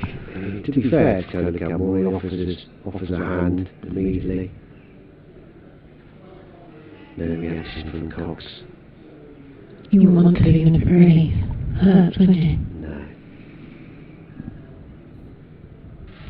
Slightly quicker, and beautifully picked up. Lovely batting from Ross Whiteley. Quicker ball from Adil Rashid, but didn't quite work out for him. The man was up on the edge of the circle, but fine leg. And Whiteley whipped it round the fence. 89 for 3. 2 balls to go. Whiteley into double figures, 11 from 7. This is nicely placed as well. Won't go for 4. Bess is there, but they will come back for a couple.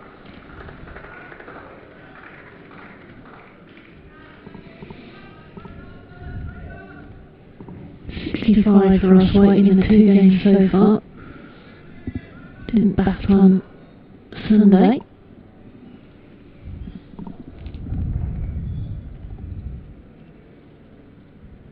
More air from Rashid, nicely bowled. Perfectly timed by Whiteley, again was aiming up a big blow on that leg side. Ends with a single. 11 overs gone, 9 to go. 92 for 3. Still 125 runs adrift here, the Rapids. Run rate required is now very nearly 14. Current run rate under 8.5. It's a tough ask, isn't it, to come out to bat when you've got that as a run rate required. Scoreboard pressure, it's kind of the hardest pressure there is. It does funny things to you, even when it doesn't look that bad on paper in terms of the situation. Well, if you're going to do that... Well, it's just muscled away, isn't it, really? I mean, he's got the power, Whiteley, obviously. Not a brilliant delivery, I have to say, from Don Bess. But, smashed. 20 off 10, Whiteley.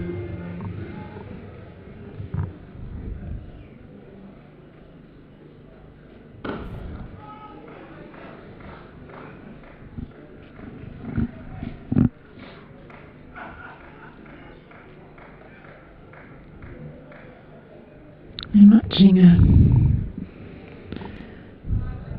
power of some of the Johnny Bairstow shots. As you say, muscling it away.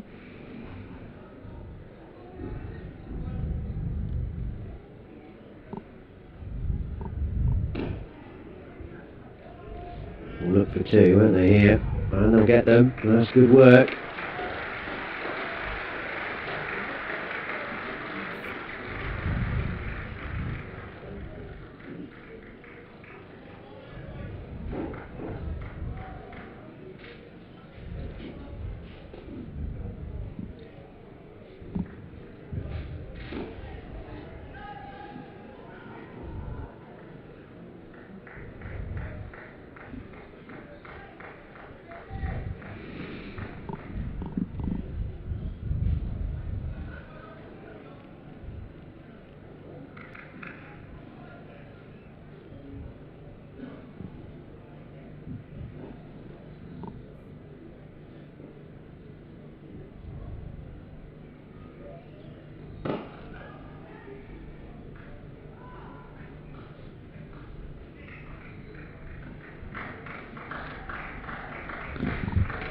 too well there, really, to get a second.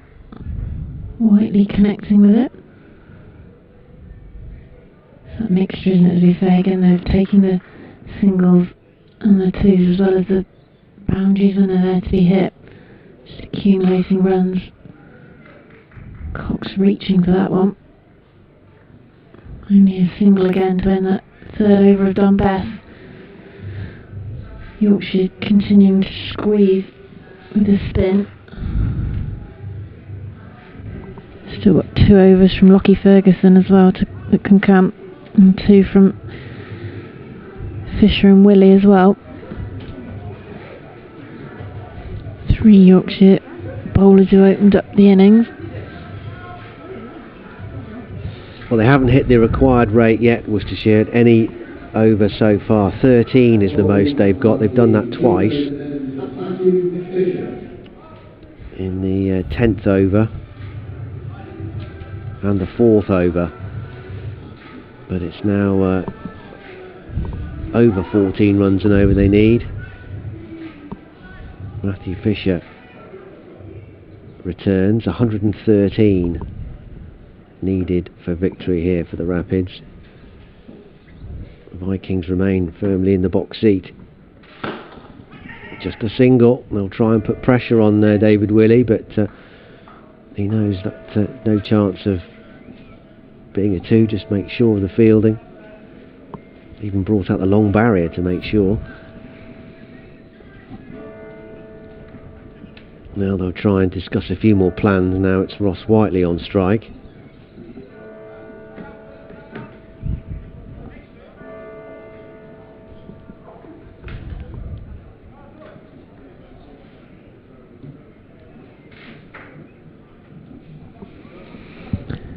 It's going to take something quite special, isn't it? Well, still, they're not completely ready. Willie himself is going onto the fence at long on. 2 men are on the boundary on the offside for Whiteley. It's waist high full toss again. Whiteley's got enough bat on it to get it to the rope. No ball, is it? Or not? No.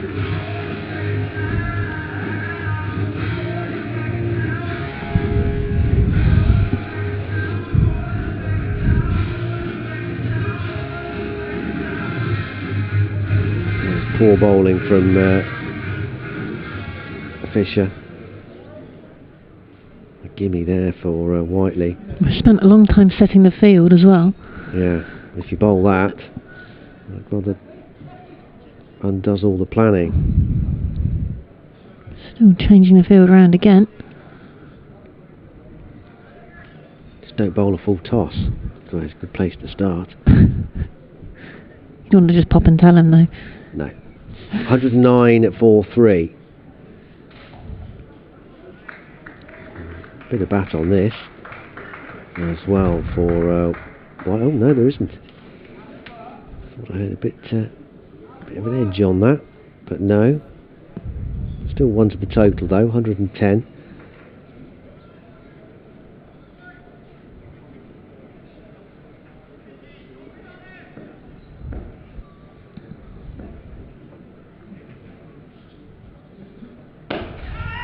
Could be in trouble. Is in trouble. Ben Cox is out. A smart take again. We saw a lot of good catches in that position, both when Yorkshire were batting and now with the Rapids batsman at the crease. The captain, David Willey, grabs a really good one to get rid of Ben Cox for 6. And the Rapids reply here is falling away. Jake Libby is the new man. Cox out for 6.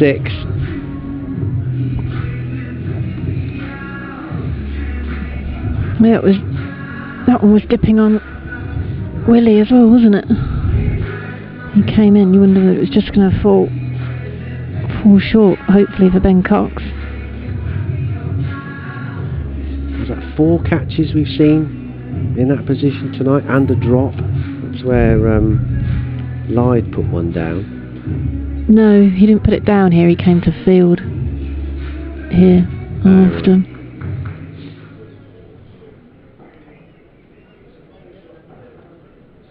Two balls to go. Hasn't got all of that, Whiteley, but it's a terrific stop on the edge of the circle by Adil Rashid. That stopped possibly 3 runs.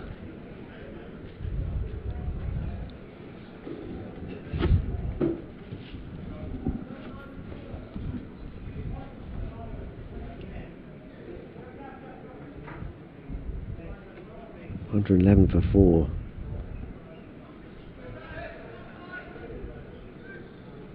Another chat, another change in the field. Last ball the over. Leading edge should be out and is. Libby's out first ball.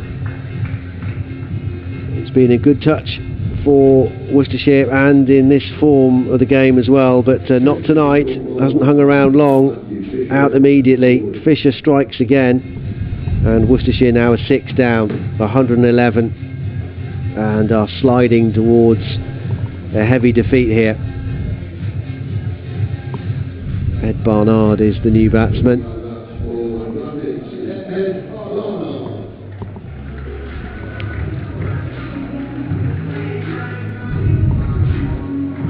She's saying tough ask to come in with a run rate now of just over 15. Even with Libby coming in.